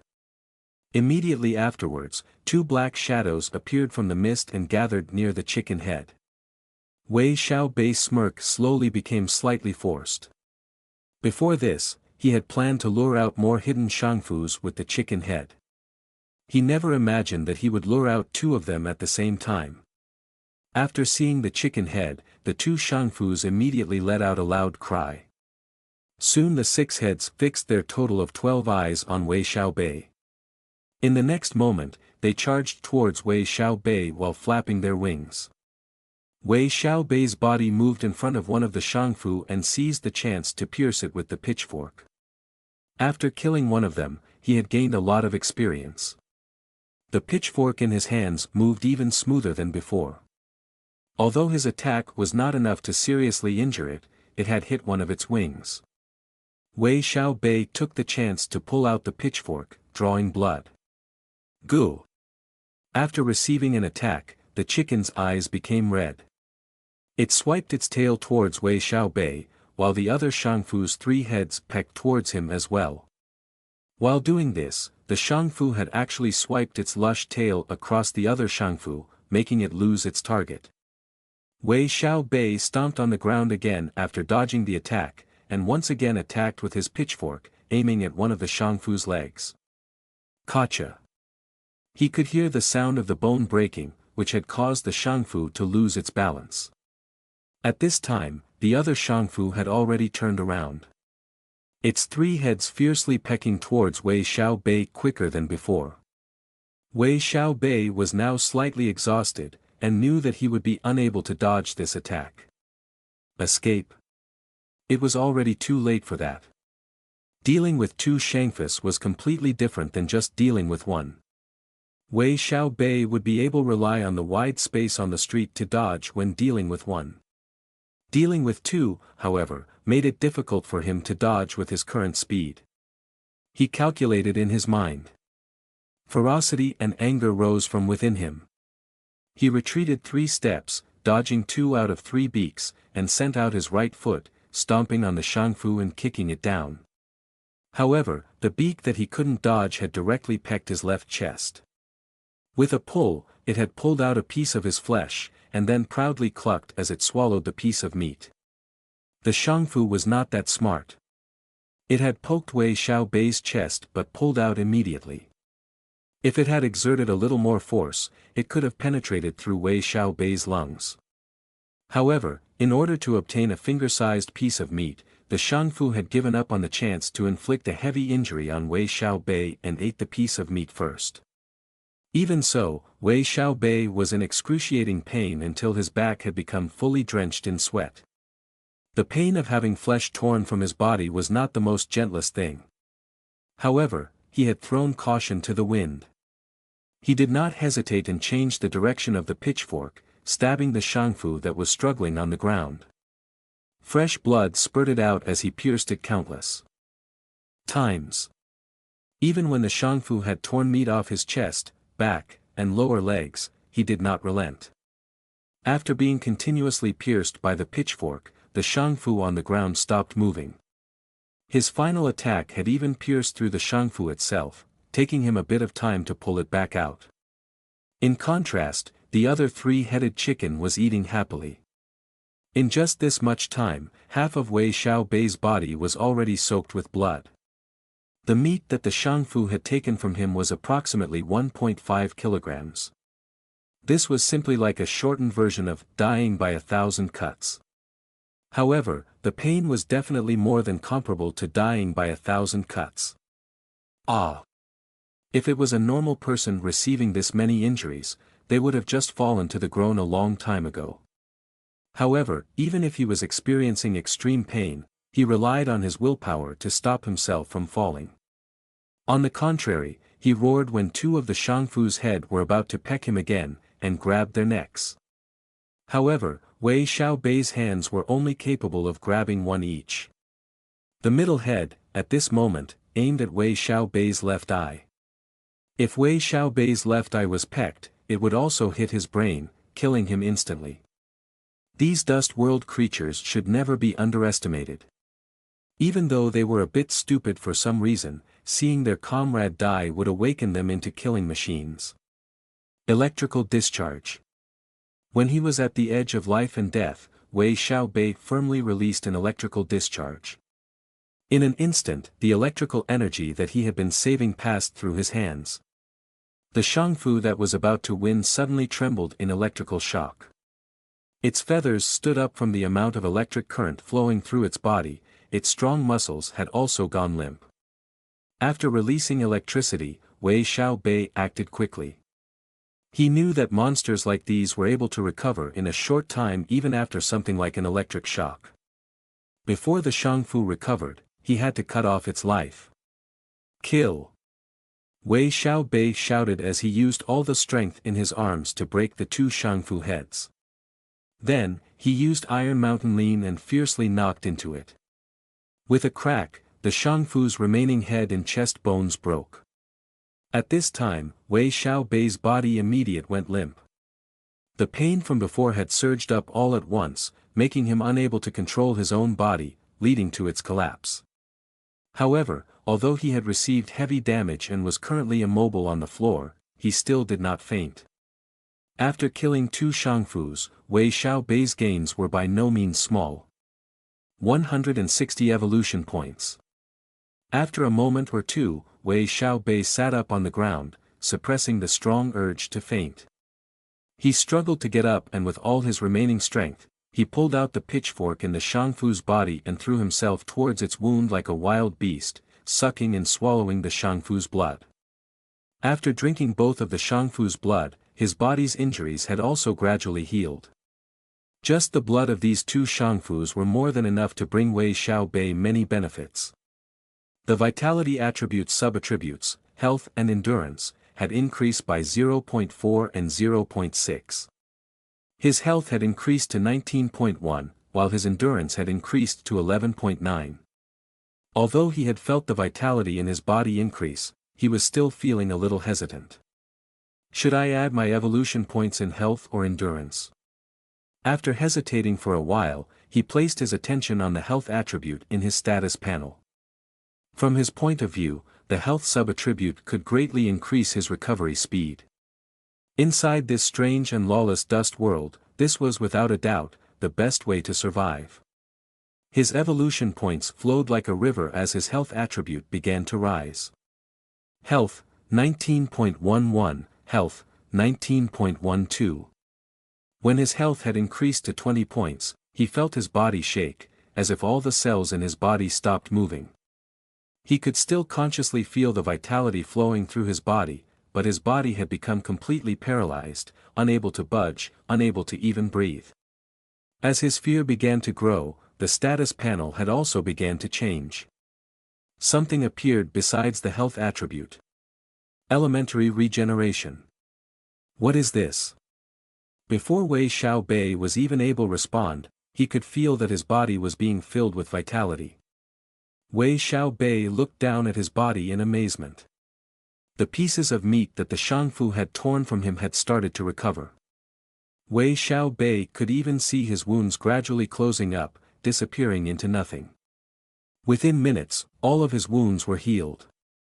However, Wei Xiaobei was conscious of the entire process. Not only did he feel the injuries heal, there was also an unbearable itch that followed afterwards. He believed that the ancient torture techniques like having a goat lick your foot, or having ants go up your body, was probably better than this. Naturally, he did not think too much on it as he was busy lying paralyzed on the blood-stained ground, rolling back and forth. He tried hard to suppress a small scream that had surfaced as he continuously rubbed his hands on the muddy ground to relieve the itch. Luckily, the recovery process was not long. Wei Xiaobei stopped struggling after only 10 minutes, gasping heavily in fetal position. If the process continued for any longer, Wei Xiaobei did not know if he had the strength to hold on any further. He felt that if that was the case, bashing his head into the ground until he was unconscious would be the best choice. The pain was not over. After recovering and heaving on the ground, a stronger hunger suddenly rose up from within him, spreading throughout his body. This was not a side effect of the healing, but because the body had used up too much of its resources, as well as the side effect of releasing electricity. Wei Xiaobei's first reaction was to grab the pitchfork and run back where he came from, not even caring about the two Shangfu corpses. After returning to his room, he immediately took out the jerky that he had stored, picked it up and placed it inside his mouth. He bit on the meat, tore it, and swallowed it without care. After eating 5 pieces of meat, he finally stopped eating like crazy, and began to slowly chew on the meat while drinking water. Only after satisfying the hunger inside his body, did he finally look at his status panel. He fixed his attention on the new words elementary regeneration, and a description appeared in his head. So it was like that. To speak frankly, the elementary regeneration's use was to speed up his body recovery speed by 5 times. The body recovery focused on the muscles and the skin's recovery speed. In other words, if Wei Xiaobei's bone broke, he would normally need 100 days to recover. With the elementary regeneration, it would only need 20 days to recover. However, his original 20 points of health had already increased his recovery speed, making it even more effective. He thought for a bit and placed down the meat he was holding. He took out the knife on his waist and lightly cut his arm. The knife, of course, was extremely sharp, a light touch was enough for it to cut through him like butter. Soon, fresh blood flowed out from his arm. However, in just a few seconds, the wound had already begun to close and the blood flow stopped. He estimated that the speed of his recovery had altogether increased by more than 10 times. Naturally, to recover fully from the injury, and make the scab disappear, he still needed more than 12 hours. Even if it was like this kind of recovery speed was already enough to shock people. If one day, a mad scientist noticed this, he might just become someone's guinea pig. Another important point was that the cause for his quick recovery from the Shangfu's attack was not only due to his strong recovery strength, but also due to his attribute side effect. When he places points into the health, this recovery effect would become stronger. Naturally, when he leaves the dust world, the recovery effect would also disappear. Another point he discovered with his meager intelligence was that his elementary regeneration skill appeared when his health attribute reached 20. This meant that there was a chance to obtain new skills if any of his sub-attributes reached 20 points.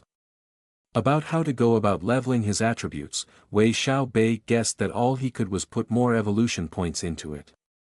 When he had increased his health attribute to 20 points, he was still left with 153 evolution points. After experiencing a life and death battle, he had a better understanding of the reality of the dangers of the dust world. This meant that Wei Xiaobei would no longer stock his evolution points. The only question now was where to put his evolution points. As previously said, each of the sub-attributes below the main attributes had their own properties. Placing the right amount of evolution points would provide different benefits. For example, increasing the sub-attributes below strength would make his attack stronger, while increasing his agility would increase his attack and movement speed. For vitality, it need not be said that it was a life-saving medicine. Just like a while ago, his vitality had saved him. After all, surviving, compared to other paths, was the most realistic one. What was the use of all the other attributes if you were dead? However, now that he had found out that reaching 20 points in one sub-attribute would give him an ability, he began to hesitate on how to use his evolution points. If asked about which ability would provide the best results after increasing the points, the current answer would be Bajiquan. However, Wei Xiaobei felt that having a master level of Bajiquan was currently useful enough. Moreover, if he wanted to increase Bajiquan, he might need more than an estimated 300 evolution points, so it would not even be enough anyways. As a result, he decided to put it in a sub-attribute to allow it to quickly reach 20 points and gain a new ability. Wei Xiaobei believed that this was the best way to get stronger. After checking out all of his sub-attributes, his highest attributes were 13.04 points for muscles, 12 points for willpower, and 11.9 points for endurance. Without a doubt, increasing the muscle attribute would be the choice if it was decided by which one was the highest, which wasn't a bad way to choose. However, although the willpower attribute might seem a little useless in battle, its hidden uses did not fall behind any of the other attributes. Wei Xiaobei had felt it before. If he did not have 12 points of willpower, he might have died due to the fiendish man-fish, and might also very well die from other future monsters. As for endurance, an explanation was really necessary. He felt that his current endurance was already enough, so he crossed it out. Willpower or muscle? Wei Xiaobei thought for a long time while eating his jerky. In the end, he chose muscle. After all, compared to other attributes, muscle would allow him to quickly increase his fighting strength. Soon, his evolution points quickly disappeared as he placed them on the muscle attribute. After 10 seconds, his evolution points went down to 3 points and his muscle attribute increased to 14.56 points. A part of this was caused by using his ability, releasing electricity, which had increased his strength and agility. Now, his strength attribute was at 12.3 points. This was a small surprise. The increase in muscle attribute this time was much more significant. Wei Xiaobei held onto a rusty wash bowl. He increased the power in his hands and shouted. With a sharp breaking sound, the enamel bowl split into two. This result could actually be achieved with his previous strength, but it was not this easy. Excellent! Wei Xiaobei raised his fist towards the sky as blood rushed to his brain in excitement. If I accumulated 500 more points and increased the muscle to 20, I wonder what kind of ability would appear. While he was thinking this, he placed back the remaining 5 kilograms of jerky back under his bed and quickly returned back to the food street. As Wei Xiaobei approached the food street, a shrill cry came from within. Wei Xiaobei was so startled, he no longer wanted to go further and instead, snuck into one of the yards close by and carefully peeked above the wall. He could only see that the Shangfu corpses were surrounded by a group of green dwarfs. Their heights only reached to about Wei Xiaobei's knee and their wrinkled green skin looked like that of strange, sick old people. Without a doubt, the Shangfu corpses had become their food. They wielded stone dagger, stone axes, and rusted steel pipes in their hands and cut pieces of meat from the Shangfu's corpse, piling them up to one side. Once the pile reached a certain amount, a group of them would bring it away. Just like that, the Shangfu corpses slowly became skeletons. This was simply stealing food. Wei Xiaobei already understood the importance of food in this dust world. As a result, he went into rage from seeing these green dwarfs steal the meat that he had gained after risking his life. Anger was anger, but Wei Xiaobei knew not to recklessly charge out. The green dwarfs had small heads. Because of this, they looked like children and didn't seem to be that strong. However, since he did not know how strong they really were, he could not approach them yet. Moreover, there were more than 30 of them. There might be a camp for them just like the fishmen village. After those green dwarfs cut off most of the meat from the Shangfu corpses, they returned back inside the mist. Wei Xiaobei only came out from the yard and those green dwarfs disappeared inside the mist. He walked to the 2 Shangfu corpses that were only left with bones. What is this smell? Wei Xiaobei's nose twitched in disgust. A horrific stench entered his nose. It smelled like a person who had not taken a bath for 100 years. The smell almost made Wei Xiaobei vomit out his stomach contents. This was the smell that those green dwarfs left behind. Despite its distastefulness, Wei Xiaobei was not surprised by this at all. These monsters inside the dust world would never have taken a bath in their lives. The same could be said for the fishmen that he had fought before. After approaching the fog, a disgusting fishy smell entered his nose, but it was still better than the smell of those green dwarfs. After hesitating a bit, he slowly walked into the mist. Although he still could not see anything, the strange sound that those green dwarfs could be heard deep within the mist. This allowed Wei Xiaobei to know their general direction. After walking for a while, Wei Xiaobei noticed that he had walked for around 300 meters. However, the food street in Wei Xiaobei's memory was only 200 meters long. What is happening? When he came back to his senses, he noticed the sound of footsteps disappeared from the front. Could I have lost them? Wei Xiaobei noticed that the mist had thinned a bit. Light shone through the mist, revealing a field of green in the distance. A green shimmer appeared through the fog, and Wei Xiaobei could roughly see the figures of the green dwarfs. Wei Xiaobei took 2 tense steps forward and the mist disappeared behind him. When he was able to clearly see the scene, he stopped everything, stunned. Where he stood was already the end of the food street, and 50 meters ahead of him was a green forest. This forest looked completely untouched. Tall trees exceeding 20 meters stretched towards the skies. Withered leaves that had accumulated for who knows how many years, made up the forest floor and python-sized roots could be seen peeking out from time to time. A cool breeze brushed over, allowing Wei Xiaobei to take in the fresh air. In actual fact, this was the first time he had seen such a lively scene in the dust world. The apartment street, Lake Chui, the reeds, everything was ash-gray colored. It had given Wei Xiaobei the image of a ruined world, even the air was filled with dust. As a result of seeing such beautiful scenery, Wei Xiaobei's mood had become much better. However, his good mood did not signify that his situation was good. At this moment, more than 30 green dwarfs surrounded him in a half-circle while staring at him. Their mouths let out strange sounds, while more green dwarfs came out from within the forest. Wei Xiaobei couldn't help but let out a bitter smile. He had underestimated them, these green dwarfs. In reality, these green dwarfs were actually quite alert.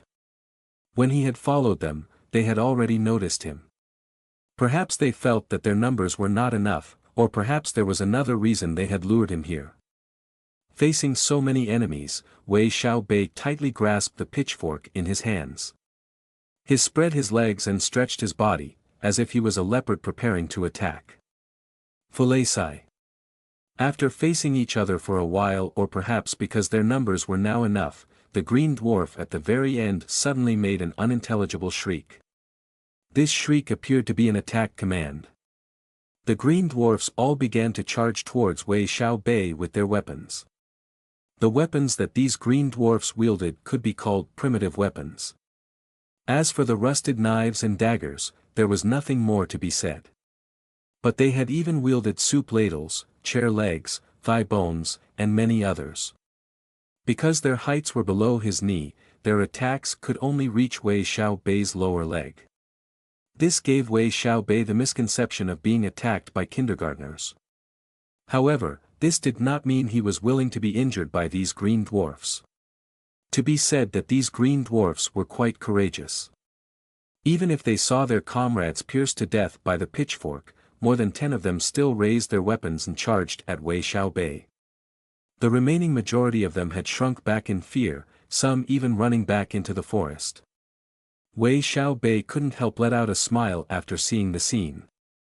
If all 50 of them had decided to swarm him at the same time, then he would have been troubled. A single ant would not be a problem, but once they increased in numbers, even elephants, leopards, and other animals could not be their opponents. This was especially the case since these green dwarfs were much more difficult to deal with than just ants. Just by swiping at Wei Xiaobei's legs a few times with their daggers, he would probably not be able to endure it for much longer, even with his strong recovery. Kill! Wei Xiaobei had stopped hiding in the mist. He directly charged towards the green dwarfs that were coming over. When they were less than 50 meters apart, he shouted and pierced the enemy with his pitchfork. After thrusting out his pitchfork, 3 of the green dwarfs had been pierced to death. This heaven-defying attack that had instantly killed 3 of them, made the rest of them frightened stiff. They did not even dare to continue their attack. The bolder ones just threw their weapons at him, while the cowards turned their tails and ran. Facing the thrown weapons, Wei Xiaobei did not even think of dodging them. He only waved his pitchfork to send the weapons to the ground. At this time, the green dwarfs had already lost their will to fight. Those who ran the fastest had already entered the forest. Those that were slower threw their weapons to the ground to increase their speed. One of them even directly jabbed their weapon into their comrade's leg. In short, the area was in chaos. Wei Xiaobei did not hesitate at all. He raised his spear and chased after them. When compared to human, the disparity in their running speed was too great. Wei Xiaobei effortlessly chased behind them. He continued to pierce them, killing them one by one. Only when they had all disappeared within the forest did Wei Xiaobei stop chasing them and turn around, leaving quickly. If it was not because he was angry, he would have normally been very cautious. Especially because he felt the danger coming from the forest, his first response was to leave immediately. For a normal person, their sense of danger would only be labeled as misconceptions. For Wei Xiaobei, it was different. He knew that every premonition of danger in the dust world could not be ignored. Even if those green dwarfs, that were about to become his evolution points, ran away, he could do nothing but leave. His judgment was actually correct. As Wei Xiaobei entered the mist, the ground immediately shook. The shaking started small, with the vibration the same as a car running by. Soon, the frequency of the shaking increased and became stronger, until it reached a Category 5 earthquake. However, it was the things that happened afterwards that really left Wei Xiaobei stupefied. The sound of blood-curdling screams came from behind him. Soon, more than 10 green dwarfs ran out of the forest, pale as they could ever be, as if they had seen ghosts. Chasing behind them, were yellow tree roots as thick as arms. These tree roots were very agile. They moved along the ground and lunged out towards the green dwarfs.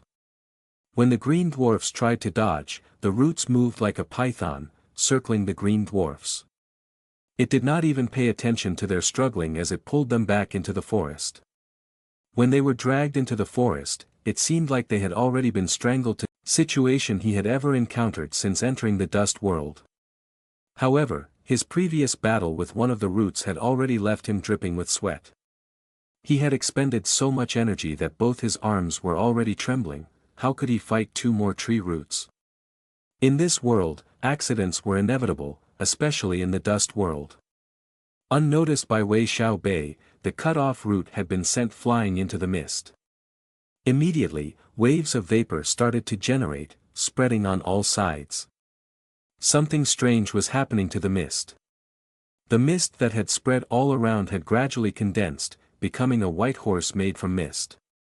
Wei Xiaobei, however, had not noticed the changes to the mist. He was only waiting for the tree roots to arrive before he could sweep towards them. Ping! The sound of colliding wood and metal echoed again and again. After countless exchanges, Wei Xiaobei felt his arms go numb. In the end, the pitchfork simply could not be compared to a great spear. He faintly sighed. If he had wielded a great spear, dealing with these two roots would have been a lot easier. A great spear was tough and flexible. It would have allowed him to fully display his spear skills in great detail. A pitchfork was different. He was unable to dampen the recoil whenever he attacks with it. Moreover, there were a lot of techniques from the Six Harmonies' great spear that he could not execute with it. If Wei Xiaobei had difficulty in dealing with one root, then was so much more difficult to ward off two roots. After only 8 exchanges, his right arm had been pierced by one of the tree roots, creating a big hole. At this time, even if Wei Xiaobei wanted to kill his enemies 1,000 times, he could only sigh, close his eyes, and await his death. However, as the root aimed towards Wei Xiaobei's forehead, a gust of wind came from behind him. In an instant, the sand on the ground was blown up into the air and the mist filled everywhere. Wei Xiaobei's vision was completely blocked by the mist. What is happening? Due to this unexpected incident, Wei Xiaobei was able to escape. He did not dare stay anymore and ran back while holding the pitchfork in his left hand. After running for a bit, his eyes shone bright as he escaped the mist. Turning to take a look behind him, he saw that the mist had enveloped the two roots, faintly seeing a white horse made from the condensed mist running about. It used its hooves to kick the roots and destroy them in an instant. The mist continued to quickly move forwards. Not long after, it had charged towards the forest and spread throughout it. Once the white horse identified the huge tree, it immediately shrouded the huge tree with mist. Soon, a lot of noise came from the mist. While this was happening, Wei Xiaobei noticed a fragrant scent spreading from the destroyed roots. This made Wei Xiaobei hesitate in his steps. He clenched his teeth and quickly returned to the place where he fought with the tree root, opened his backpack and placed the broken tree roots inside. As soon as he finished, he did not stop and charged back towards the food street. The mist in the food street had already dissipated and Wei Xiaobei had a perfect view. He could clearly see the ruined floor tiles and even the eerie bones of the Shangfus. What happened? Wei Xiaobei ran as he kept thinking about what had happened. However, he quickly came to a conclusion. The mist that had covered the end of the food street was actually the white horse. This discovery had made him slightly frightened. After finding a random yard to hide in, he peeked his head out to watch the battle in the distance. The lingering fear in his heart grew the more he looked. The fight in the forest was gradually intensifying. The exceptionally beautiful white horse was incomparably robust. It was above the ground by 9 inches and its entire body bulged with muscles as it soared in the sky like a dragon. At this moment, the white horse merged with the mist as it charged towards the huge tree. The huge tree on the other hand used its thousands of roots to attack it like countless spears, turning the white horse into mist in an instant. However, it was not like Wei Xiaobei, where he was unable to resist and resigned to his death. After dispersing, the mist left behind would wrap up the root that attacked it. In the end, the huge tree was bound by the mist, and soon, the sound of running water could be heard. In a few moments, the tree roots that had been bound vanished. In reality the huge tree was still fine. Only a portion of its roots had corroded. The surrounding trees around the huge tree attempting to help it were also shrouded by the mist. At first, those trees quickly withered yellow and darkened. But soon, a black liquid flowed down the tree trunks. As the black liquid flowed, it had corroded the tree trunks, leaving depressions on them. Those trees immediately let out painful groans. The condensed voices were so loud that even Wei Xiaobei, who was hiding afar, could hear them. The voices had only started a little while ago, yet Wei Xiaobei already felt his brain split in half. What a terrifying battle! Wei Xiaobei looked at the struggling trees within the mist.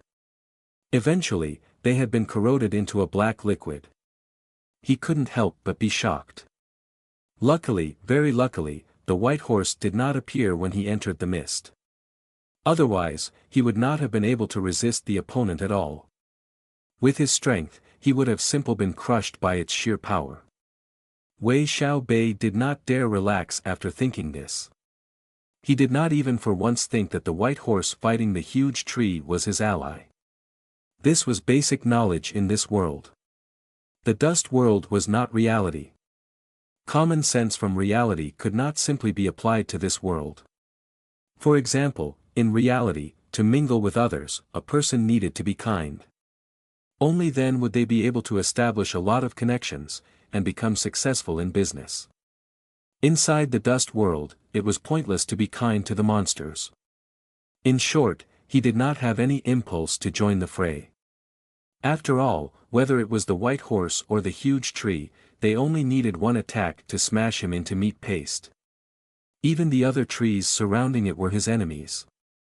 Although their roots were not as thick as the huge tree, they were still as big as 2 fingers. A single attack from them would be enough to leave a bloody hole straight through him. When the surrounding trees attacked, it would not only be one root. A single movement from them would mean hundreds of tree roots attacking like a countless amount of spears raining down on him. For an attack like this, even a trained veteran, let alone Wei Xiaobei, would have a hard time.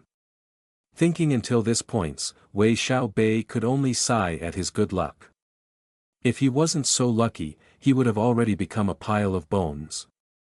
Meanwhile, the battle far away was still progressing. The tree root that had dispersed the mist began to corrode. Soon after, the mist had once again turned into a white horse, bringing the to attack the huge tree again. Seeing the mist's strength, the huge tree learnt its lesson and did not dare let it approach. In an instant, countless roots shot out from the ground, piercing the white horse.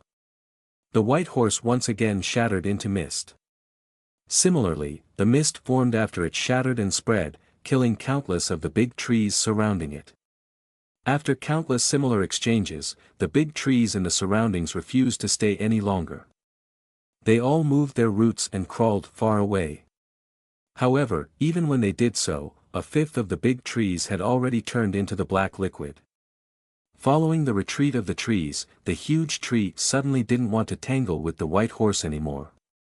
After shattering it once again, the huge tree also moved its roots and ran away into the distance. However, when the white horse recovered, it quickly chased after it and another fight with the huge tree started.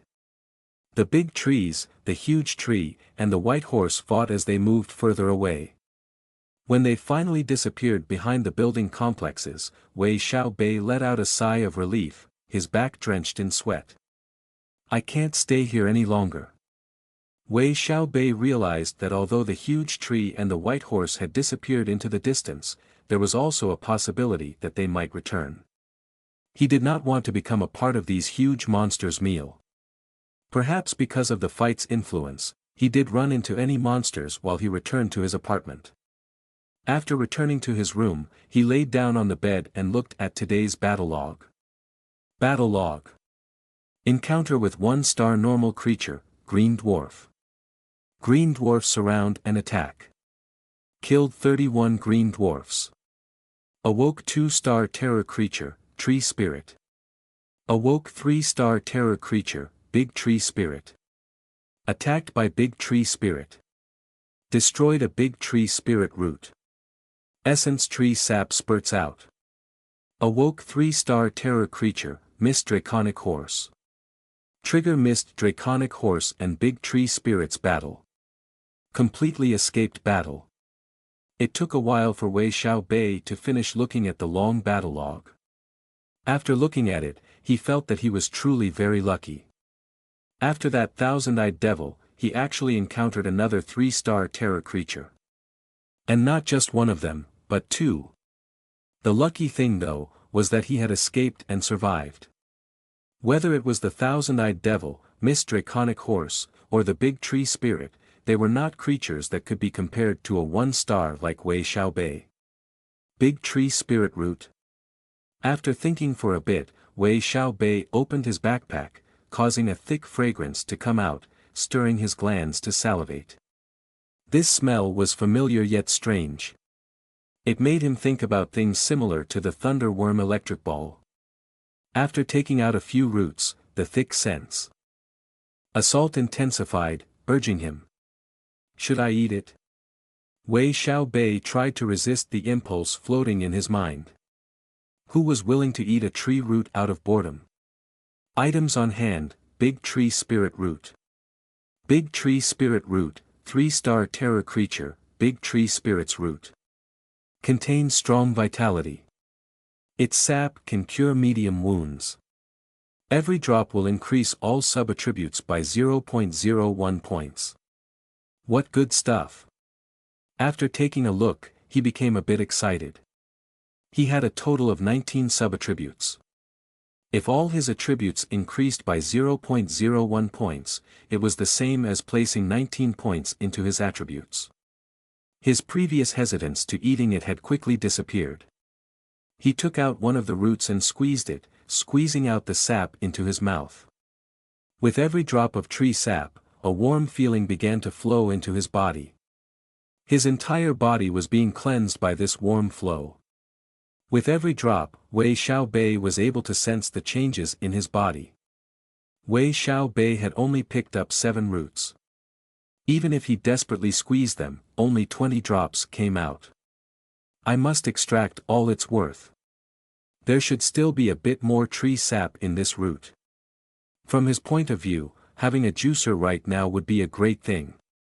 However, this was only an unrealistic delusion. Wei Xiaobei tried to search the apartment street, but he did not find anything that could help him. In this ruined ash-gray world, finding something useful was incredibly hard. Things that could be normally work were all broken. After hesitating, Wei Xiaobei used his knife to cut a small tree root, stuffed it in his mouth, and chewed on it. The tree sap did not taste bad, but the tree root itself tasted bad, as if he was eating a type of sour grass. When he finished eating one of the roots, he let out a long sigh as if eating it was really too hard. If he did not want the remaining sap inside, he would not even eat something like this even if he was killed. This vile texture in his mouth, though, had actually brought him benefits. After eating the root, he was given points equivalent to 11 drops. Altogether, there were a total of 31 drops. This meant that his attributes had each increased by 0.31 points. From the start until now, this was the first time he felt frightened by the growth speed. 19 kinds of sub-attributes had each grown 0.31 points each.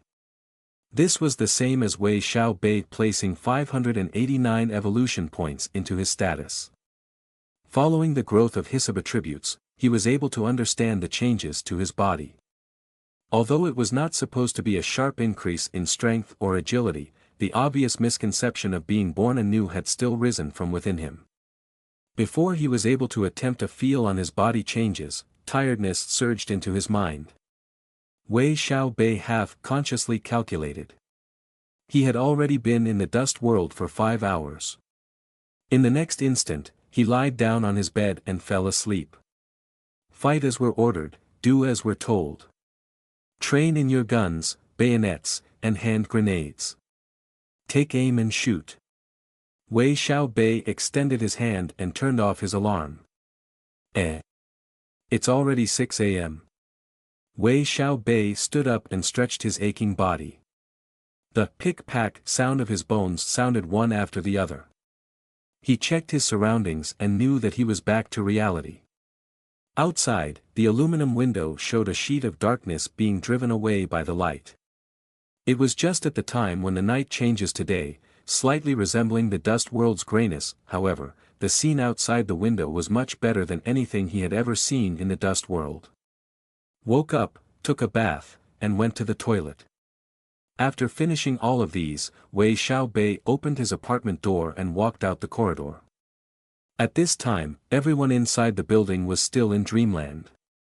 Wei Xiaobei carefully opened the courtyard gate, unwilling to wake the residents up. However, on the streets, those stalls that got up early had already finished their setup.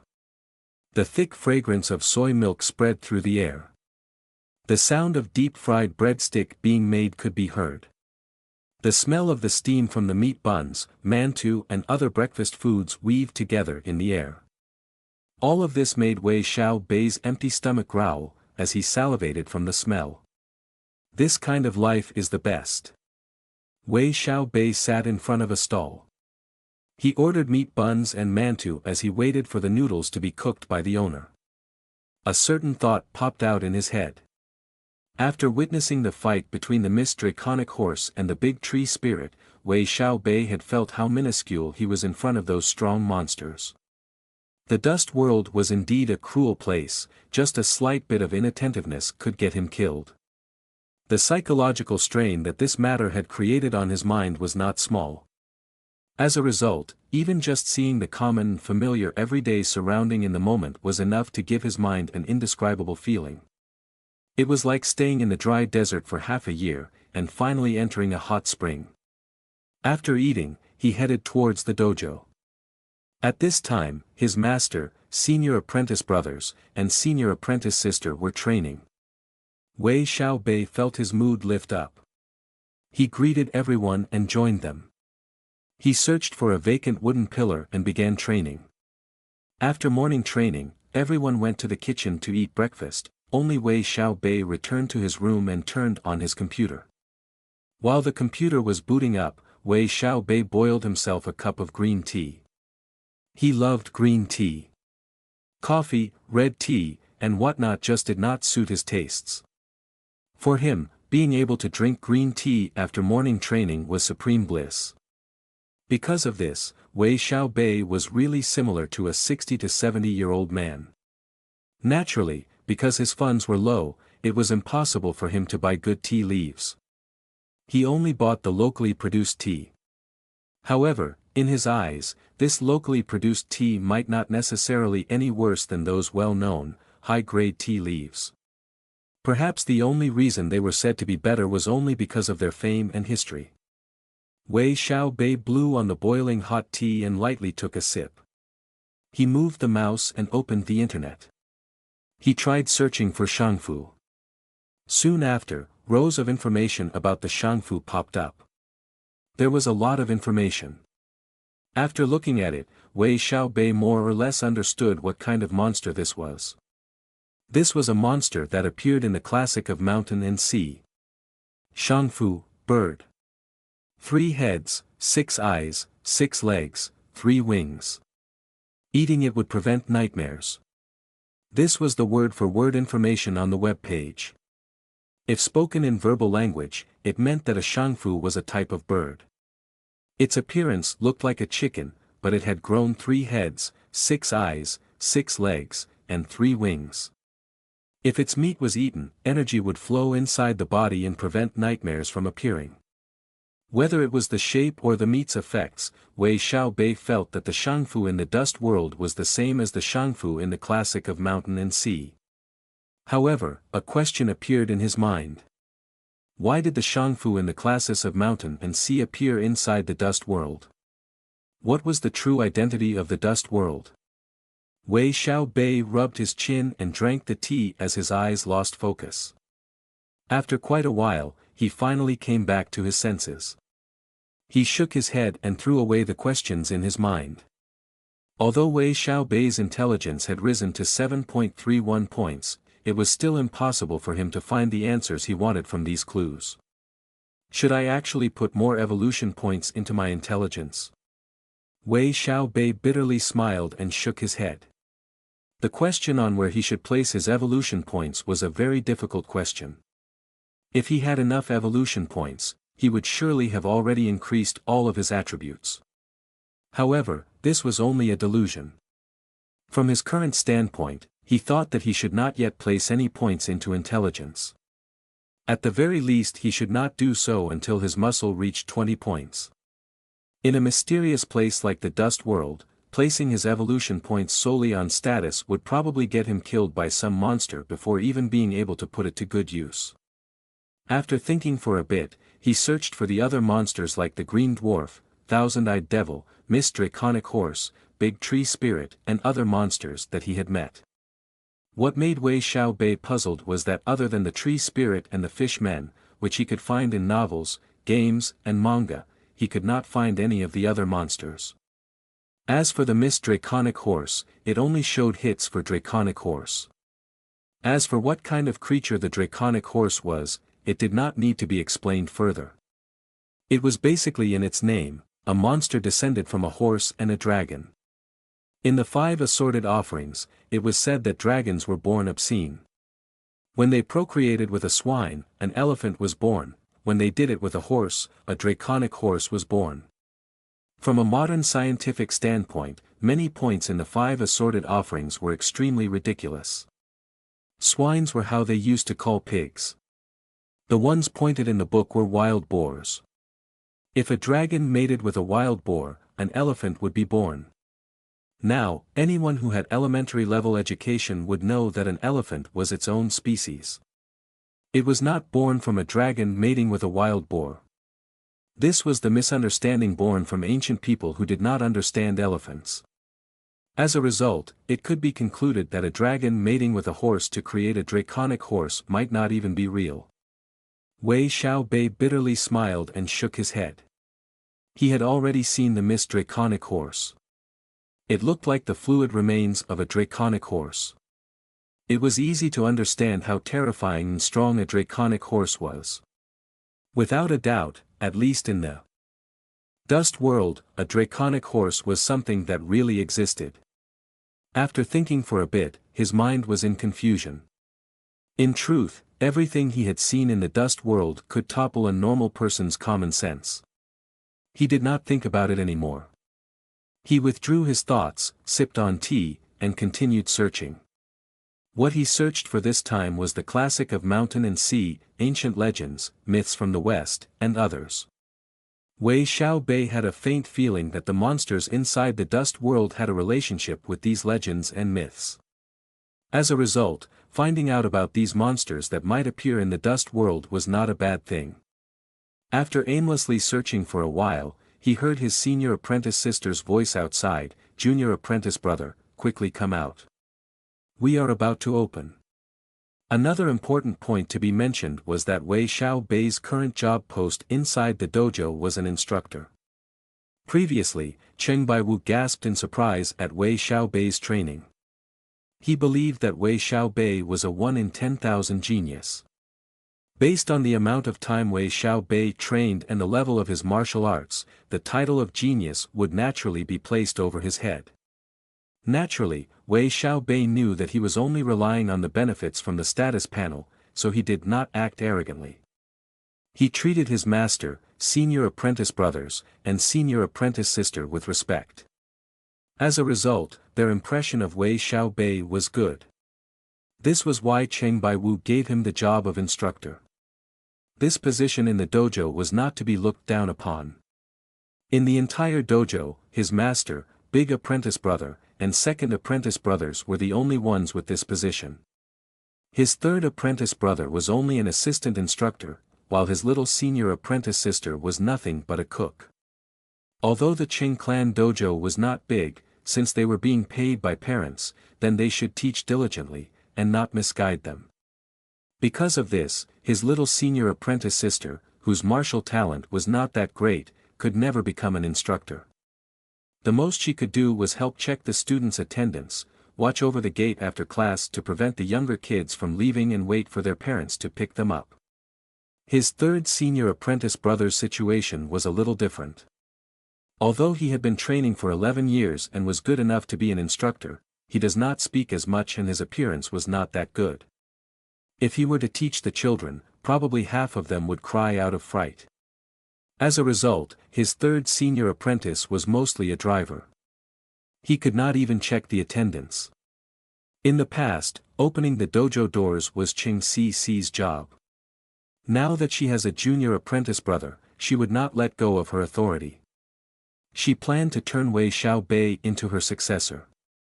When they opened the door, Wei Xiaobei smiled at the 3 early junior high students, Wang Bocheng, Zhang Yulong, Wang Kuan. "Why are you here so early? Have you eaten breakfast yet?" The 3 junior high students had different heights. Wang Bocheng was not too short as he had grown to around 170 centimeters. As he stood in front of Wei Xiaobei felt a bit complex as he saw the student's white complexion, which made him look like an electric pole. Zhang Yulong was a bit shorter than Wang Bocheng.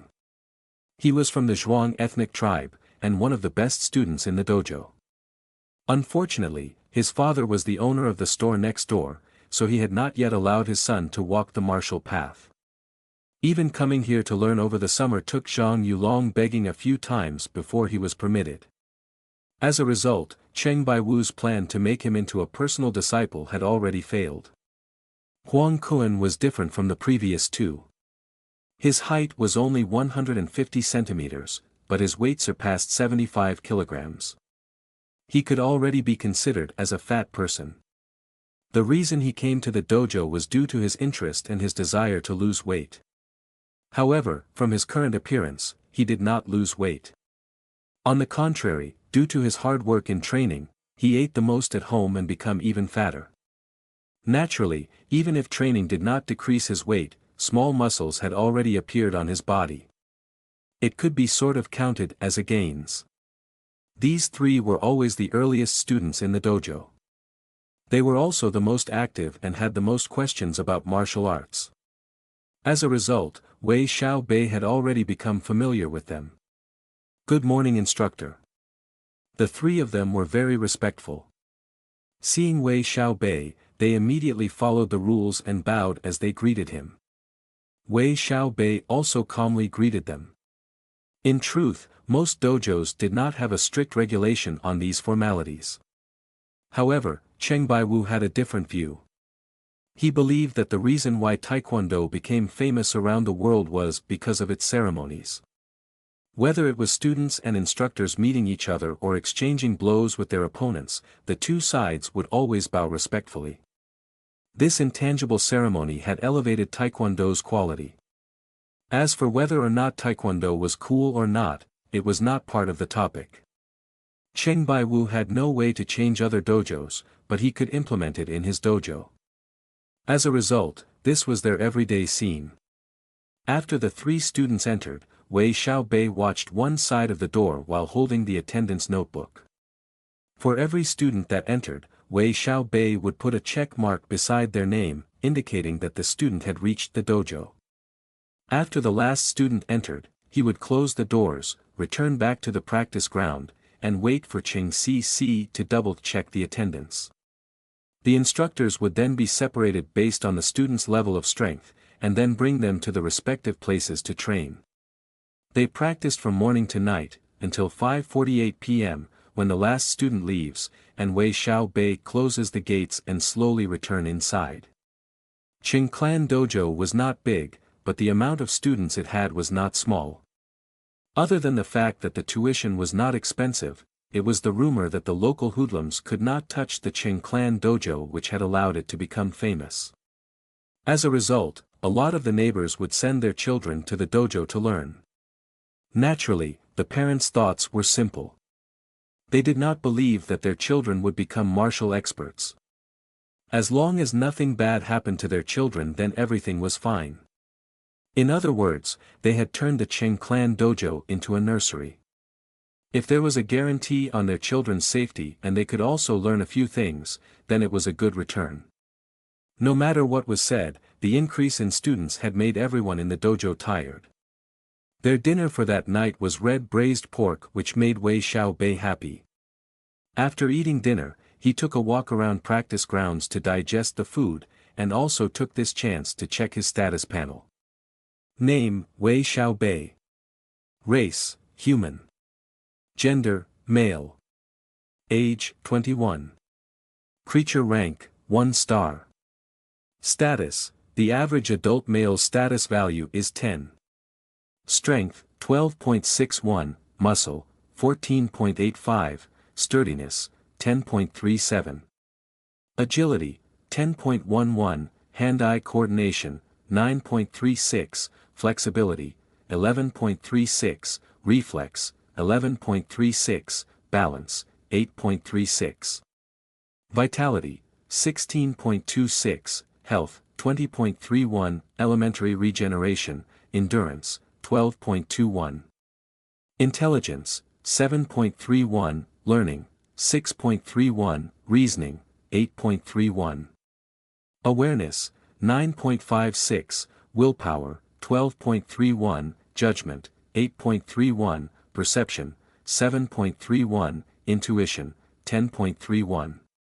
Charm, 7.75, Courage, 10.31, Persuasiveness, 7.31, Character, 7.91, Leadership, 5.31, Appearance, 7.91. Skills, Shooting, Intermediate, Military Boxing, Intermediate, Electrical Work, Beginner, Bajiquan, Master, Fishing, Beginner, 3 Emperor Cannon Fist, Beginner.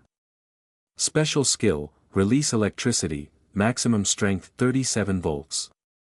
Maximum Current 10 mA. This skill formed after Wei Xiaobei ate the Thunderworm electric ball. Maintaining a constant output for a long period could allow this skill to level up. Using this while exercising would stimulate strength and slowly increase agility. Evolution points, 251. Items on hand, none. Battle log. Encounter with 1-star normal creature, Green Dwarf. Green Dwarfs ambushed and attack. Killed 31 Green Dwarfs. Awoke 2-star terror creature, Tree Spirit. Awoke 3-star terror creature, Big Tree Spirit. Attacked by Big Tree Spirit. Destroyed a Big Tree Spirit root. Essence tree sap spurted out. Awoke 3-star terror creature, Mist Draconic Horse. Trigger Mist Draconic Horse and Big Tree Spirits battle. Completely escaped battle. From his status panel, it could be seen that most of his attributes other than intelligence and charm had already surpassed an average person. This time, he did not even think about anything at all and placed all of his evolution points on muscle.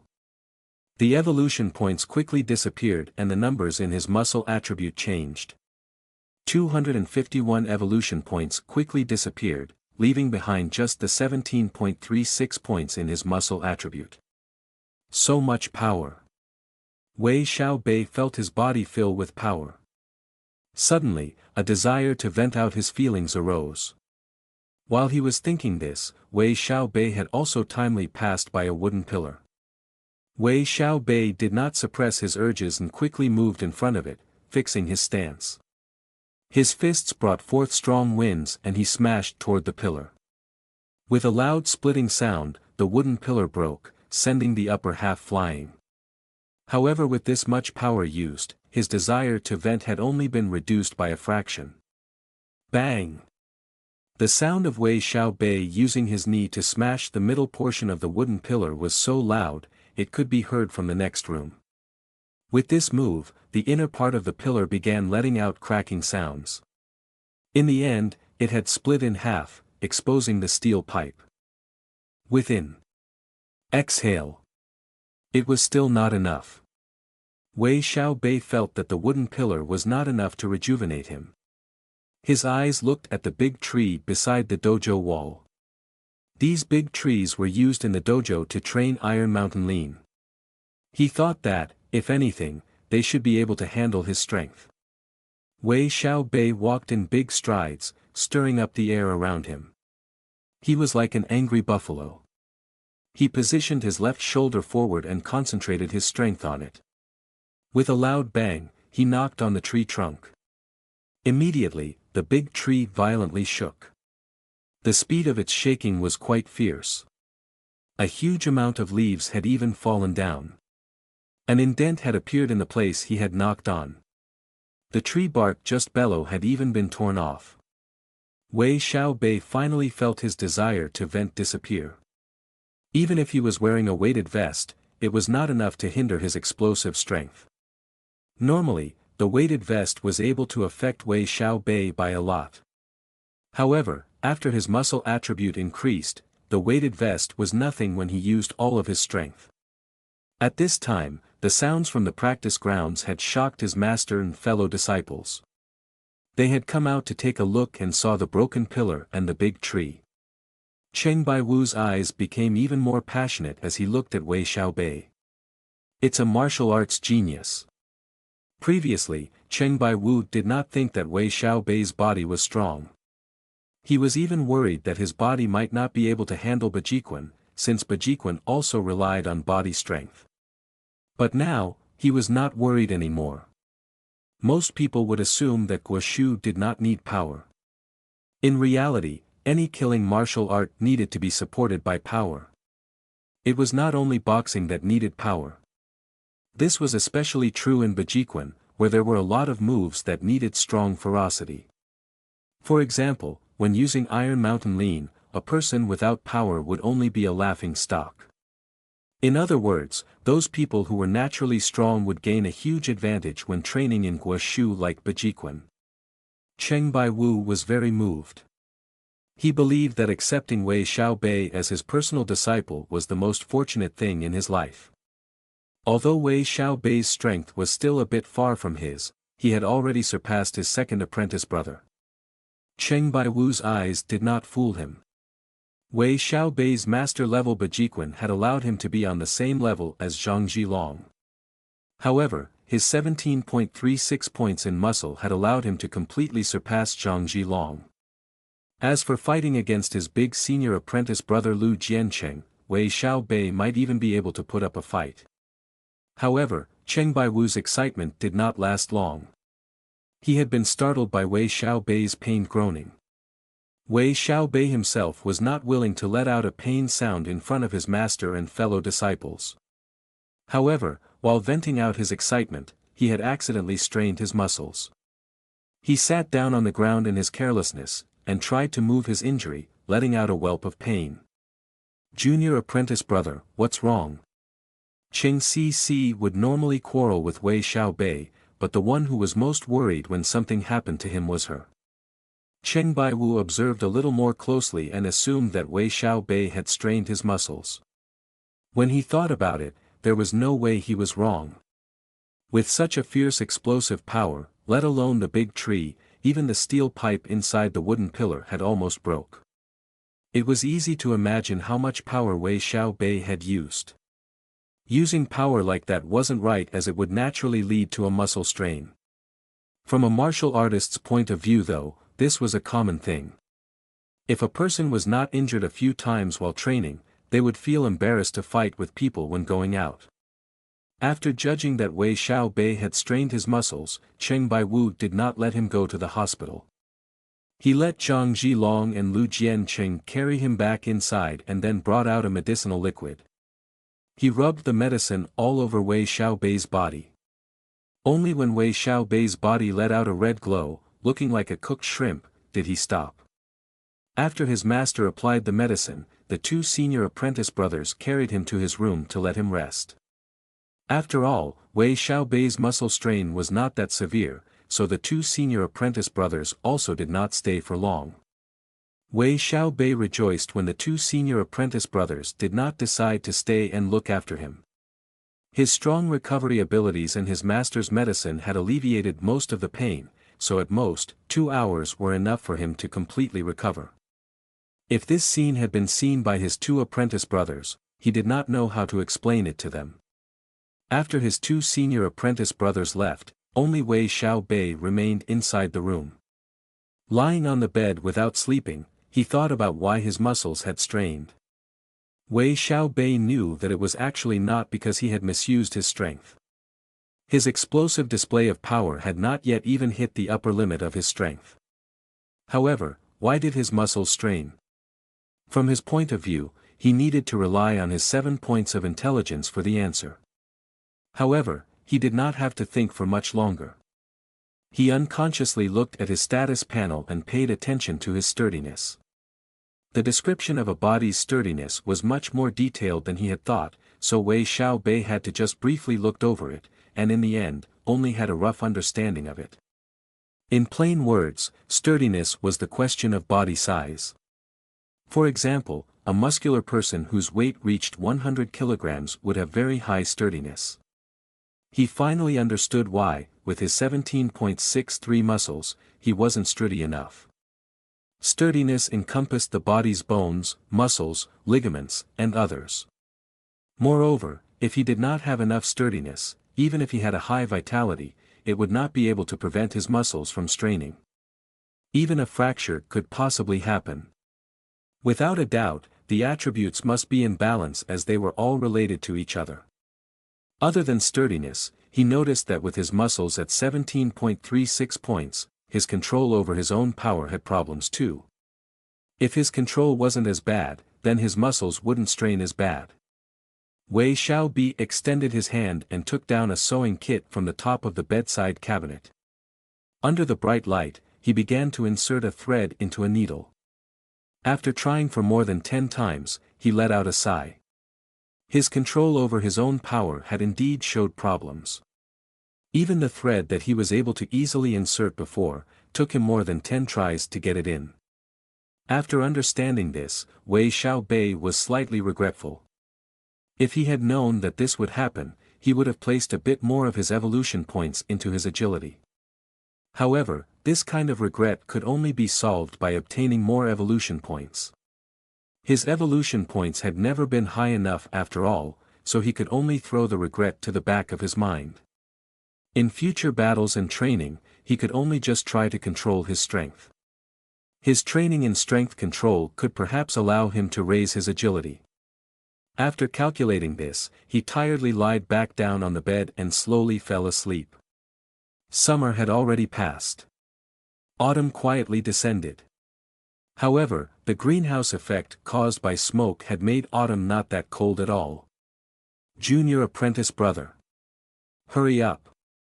You are the slowest one. In the early morning, not yet 7 a.m., Cheng Ci's loud voice sounded inside the dojo. Wei Xiaobei and the others couldn't help look at each other as they quickened their eating speed. "Cici, there's no need to rush. There is nothing to be worried about being a little late, right?" Cheng Baiwu felt that her daughter was too rushed, so he spoke up for the rest of his disciples. Cheng Cici did not retort back to his father's words. She stretched out her hand, grabbed a steamed bun, and took a bite. Her expression looking as if she wanted to bite her fellow disciples for being so slow. This made her fellow disciples have goosebumps. Today was the 12th of September. It was the day Chuehu University began its new semester. As a new student, Cheng Cici was obviously excited, so her attitude was understandable. They quickly ate their breakfast and left the dojo. Yao Wu had already parked the van in front of the alley. As today was the little senior apprentice sister's first day in college, Cheng Baiwu's dojo would all naturally go. Each person was tasked with different things to carry inside. After placing the bags, blankets, and other things inside the van, Cheng Baiwu sat in the front seat, Cheng Cici sat in the first row alone, while the 3 other fellow disciples sat in the second row. Chuehu University was at the northern district of Chuehu City. The van needed to cross the entire city before reaching there. After about an hour, the van finally stopped at the side of the road. Everyone went down and saw, in front of them, a tall oriental memorial arch which acted as the school gate. The school gate had a rhyming couplet written on it. The left side said, "The sound of wind, rain, is the sound of studying." The right said, "The matters of family, of a country, are all matters under heaven." There were also 3 gold-plated words written on top of the arch, Chuehu University. At this time, private cars, public cars were all stopping in front of the school gate as countless students gathered and entered the campus. Their own worn-down van was unremarkable in front of the other cars. There are so many good cars out here. Yao Wu looked at the magnificent cars as his eyes sparkled. From a driver's point of view, being able to drive a good car was undoubtedly one of the best things in their life. Hearing Yao Wu's words, Cheng Cici smilingly said, "Enough, third senior apprentice brother. You can keep grieving, grieve until all your teeth fall out later." She grabbed a small bag and ran towards the gates. The others looked at each other and smiled as they followed behind her. In truth, Wei Xiaobei knew that his senior apprentice brothers were not ordinary people. If they were truly ordinary people, they would not have stayed in the Qing clan dojo. They would have already left to earn money after training for so many years. A bit beyond the gates was a plaza where they were receiving the new students. Countless new students congregated, searching for their enlisted courses. The receiving student's eyes shone brightly when Ching Si, as a new student, appeared in front of him. Compared to normal beauties, Ching Si possessed an aura of bravery which she had acquired from training. For the men who were used to seeing elegant and fragile women, her appearance had definitely shocked them. As a result, some of the seniors became restless. However, most of them quickly dispelled their thoughts. This was because when she entered, 5 men appeared behind her like bodyguards, protecting her. Among these 5 men, Wei Xiaobei looked the least remarkable as his body size was not that big. Yao Wu on the other hand was thinner and spoke less, so his presence had not been felt at all. When Cheng Baiwu saw the men's gazes, and thought about how her daughter would come home less and leave more often, he was rather unhappy.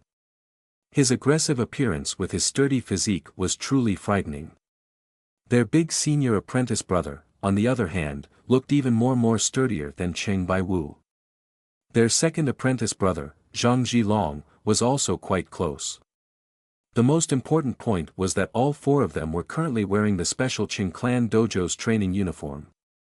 At a single glance, they looked like tigers that had just come down from the mountains, looking completely unapproachable. The distracted seniors finally came back to their senses when a soft fragrance blew past them as Ching Si walked in front of the Chinese department's reception area. "Little sister, are you an incoming freshman?" "That's right. This is my admission notice." Ching Si took out her admission notice. "Little sister Cheng, the cashier is at XXX. This is your entrance notice. This is your bedroom number." A few of the seniors took note of her name, but did not say anything more than the required information.